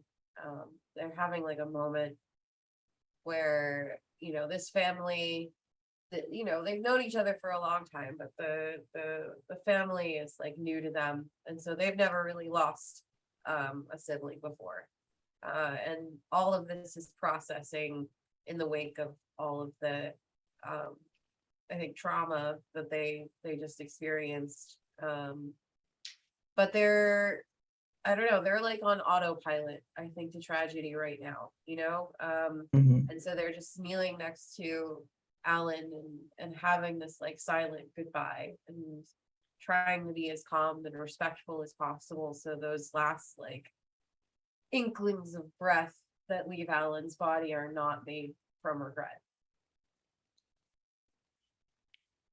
And so I think as everything that's happening, Lopez is kind of standing behind Lyana, like not really sure, like very much processing. I think at the corner of their eye, they see Anarhk, and a lot of anger wells up in Lopez, and they almost like they start walking like towards Anarhk as if to like strike them. But as walking towards Anarhk stops and remembers the last conversation that they had together, and remember that like I could like Alan saying, I want to go home, I kind of just want to rebuild, I want to do that, and I want to protect my brother. So Lopez then stops, holds it for a beat, and then slowly turns around, and as kind of to be careful of everyone else, picks up Alan's body and kind of slowly rises and says very audibly to everyone, let's bring him home. And turns to look at Anarhk and says, both of them. Yeah. And walks out towards the ship. I love that. I think that's a very poignant ending. And so this final game was a bit of a misnomer. We have one last game. This is called Epilogues. And so, Epilogue, what did it all mean in the end? After playing the final minigame, Once More Into the Void, it's time to say goodbye. Let's make it count. So, we are going to go in order of the questions that are provided here. So, the first one is actually mine. For the captain, how did I make amends and heal my damaged legacy? I feel like this whole game has been Alan making amends for the mistakes and errors that he made in the past. But I think one of the biggest things that he's happy about is that even if he didn't make it through, his family still exists together. And even his brother got to go home. And I think that people get to learn about Alan versus Anarhk. And people get to hear the story of this man who took on another identity to try and save the universe. And in the end, just was himself to try and make sure there was time to continue. And I think that is what happens with the captain. And next is Hamnah, Lyana, the believer. No, wait, yeah, you're nope, bound. it's I'm a the jerk. broken. It's Lopez. Foul. But I think for Lopez, Lopez, when started this journey, had a lot of not only hatred towards Alan, but had a lot of hatred towards themselves and hatred towards what had happened to them, plus their own cowardice in leaving Lyana and leaving the crew. And throughout this kind of journey has not only reforged a bond, I think a stronger bond with Lyana and the rest of the crew, but was able to realize that what had happened to them doesn't define them. And it's who they are now that is what's important. And was able to make amends with everyone and kind of forge a new path. And I think one of those paths was building a statue for Alan, 4 times larger than the first one, and helping to rebuild Alan's old home. And then once that's done, going wherever Lyana wants to go, because Lopez will never break another promise again. I love that. That's gay. And you're right.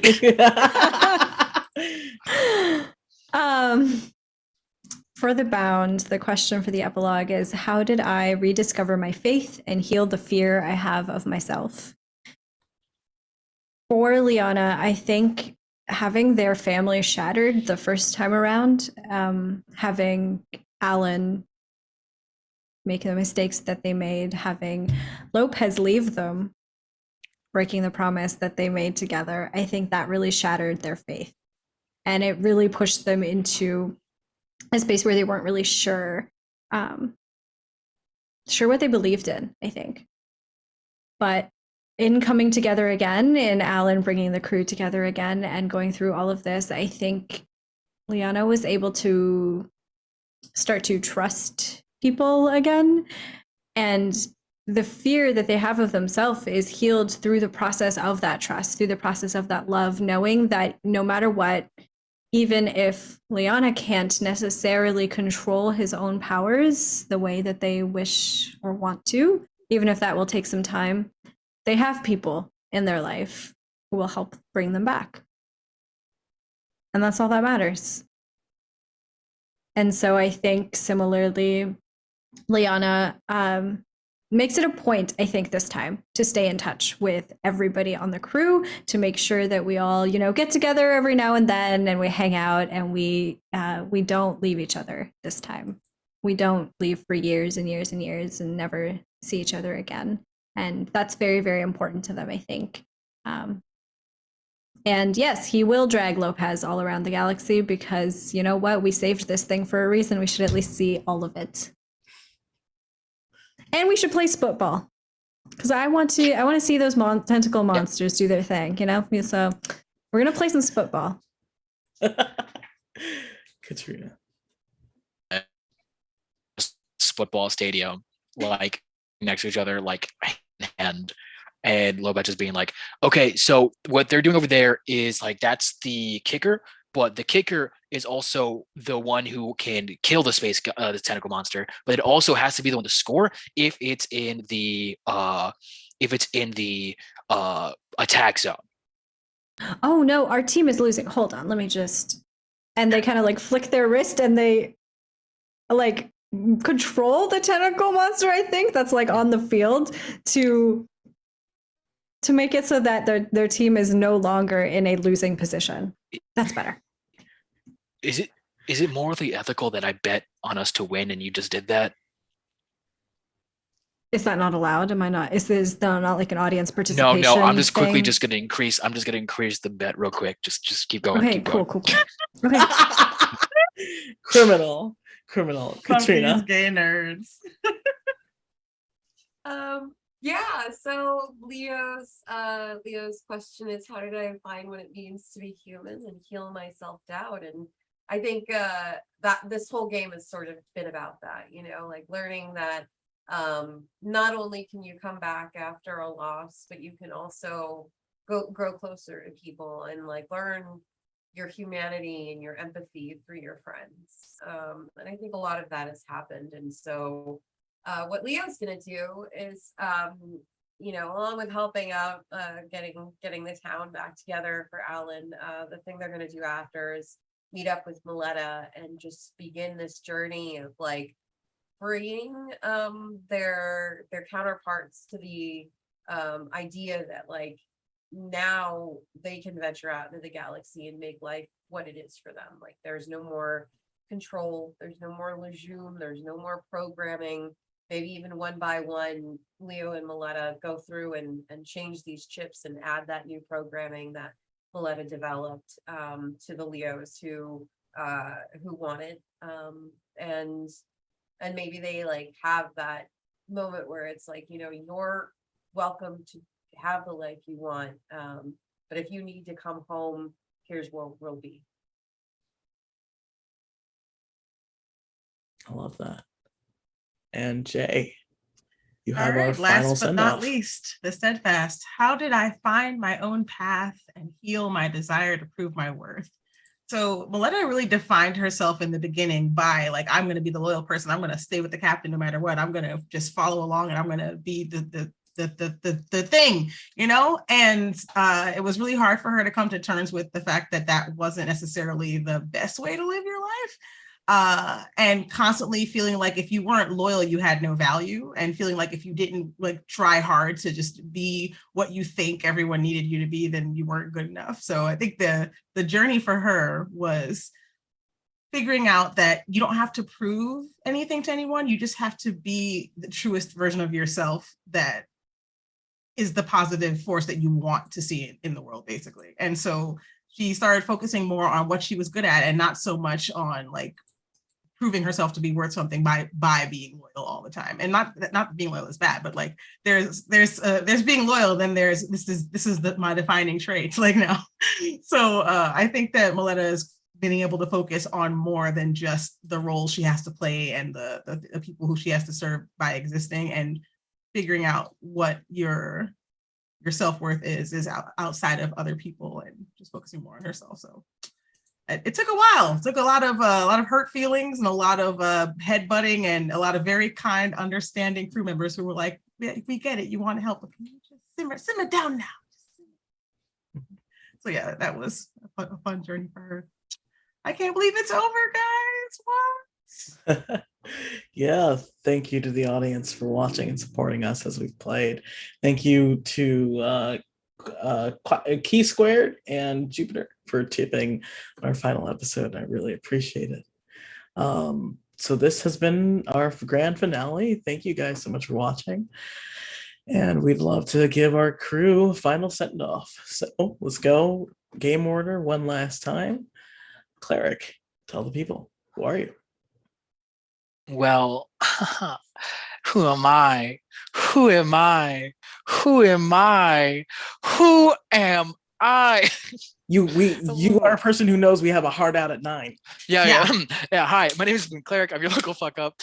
If you want to find more of me, the Unbroken, here playing the if you want to find more of me, you see me on Twitter and TikTok at Cleric_34. I shit post a lot of comedy, a lot of just random things that I think come into my head. But if you want to hear more of my voice and doing more long forms content, you can find me on MFA, aka Monster Fucker Anonymous, a show where we talk about monsters, talk about their lore, talk about everything about them, and how I'm rated on a scale of 10 whether or not you listening should be having sex with these monsters. Some are good, some are bad, some are mid, but all of them are sexy. We're in the middle of a new recording block. Episode should actually Hamnah is going to be on an episode. We're recording an episode with Hamnah this Saturday, which should be a lot of fun. Talking all things immortal, which should be interesting and a fun topic. But yeah, that's all been me. This has been a lot of fun. Thank you, friends who rolled dice to have me. Thank you, Victor, for putting this together. Thank you for Mare for being the producer. This has been probably one of my favorite TTRPG experiences. So thank you. Catrina. Hi, I am Catrina, also known as Catrina across the internet. That's OHCATRINA. I'm so happy that we got to do this. So thank you so much to the whole crew, to Vic, to Mare, to Friends Who Roll Dice, and to everyone who's just tuned in and supported this really, really special show. My podcasts are Pedro Pascal, a podcast about the cinematography of actor Pedro Pascal. I also host What's Glup, which is launching later this month. It's about all of the Glup shittos that you can find in Star Wars. And I additionally host a Fight Club Far, Far Away, where we break down all the best fights in Star Wars and find out how they got me. I have a lot of other things to promote that I can't remember because I am emotionally fraught. But yeah, I thank you guys so much. Thank you for being awesome. Hamnah. Yes. Hi. Hello. My name is Hamnah. I use any and all pronouns, and I am a TTRPG performer. You can find me on Twitter at @shahid_, where I talk about all of the different projects that I'm a part of. I'm on a lot of APs. So honestly, Twitter is the best place to know where I'm at any given point in time. You will learn way too much about me if you listen to that MFA episode that's coming up, if that is something you're interested in knowing. But the thing that's coming up real soon is on Saturday at 8 p.m. Eastern time, we will be going live at Transplanar RPG. For people who don't know, Transplanar is an all-transgender POC-led D&D 5e homebrew actual play campaign that is set in a non-colonial anti-Orientalist world. We are on the penultimate episode of the Morosi arc, which is the arc that I'm in, so I'm in it this Saturday. And it's going to be amazing. We are doing a boss battle. It's unhinged, and you should show up. Thank you so much. And Jay? And last again, but not least, me. Hi, I'm Jay Justice. I'm a cosplayer, consultant, editor, video game developer. I do all the fun nerd things on all the channels. You can find me on that Jay Justice here on Twitch, as well as Twitter, Instagram, Facebook, Tumblr, whatever. If you like costumes and comic books and video games, definitely follow my stuff. All right, and that leaves me. I have been Victor. I've been your captain this evening, and I'm so glad that everyone tuned in. I want to do a special thank you to Mare for producing, and a very big thank you to this cast and crew. I'm so glad that we got to play together. I'm so glad that we got to build this story together. And of course, the audience for watching our shitty little family blow up and then put themselves back together again. Currently, I am out of projects for now, but soon I will be in other projects. Looking at potentially being in Veils for... I forgot the channel and I feel very bad. Oh, no. Love Wins Craft with BJ Stonecraft. As well as other projects on the horizon, potentially a podcast coming out soon, but we're still working on the logistics. And again, just thank you guys so much. This has meant so much to me, my first real baby, and I have not been happier.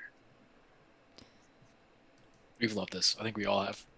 Yeah, thank you for having us. Thank you so much. It's been magical. It's been scientific. guys, No way. it's been amazing. Magic is just science you don't understand yet. Magical. Go, Magical. Mare, Mare, can you do the forward Thank spiel so we you. can leave? Thank you, Hamnah. I wasn't sure where to cut in. Hi, everybody. This is Mare, your producer, your card keeper, and this was an amazing game to watch behind the scenes and help collaborate and organize with. The forward spiel. So Wednesday nights are open, unfortunately. But the rest of the week, we have Sundays at 1 p.m. Eastern Time. We have Demon's Creek, our all POC Wild West Urban Shadows campaign run by @ReliableElliot on Twitter. On Mondays, we have The Mind and the Martyr, our D&D 5e game at 9 p.m. Eastern.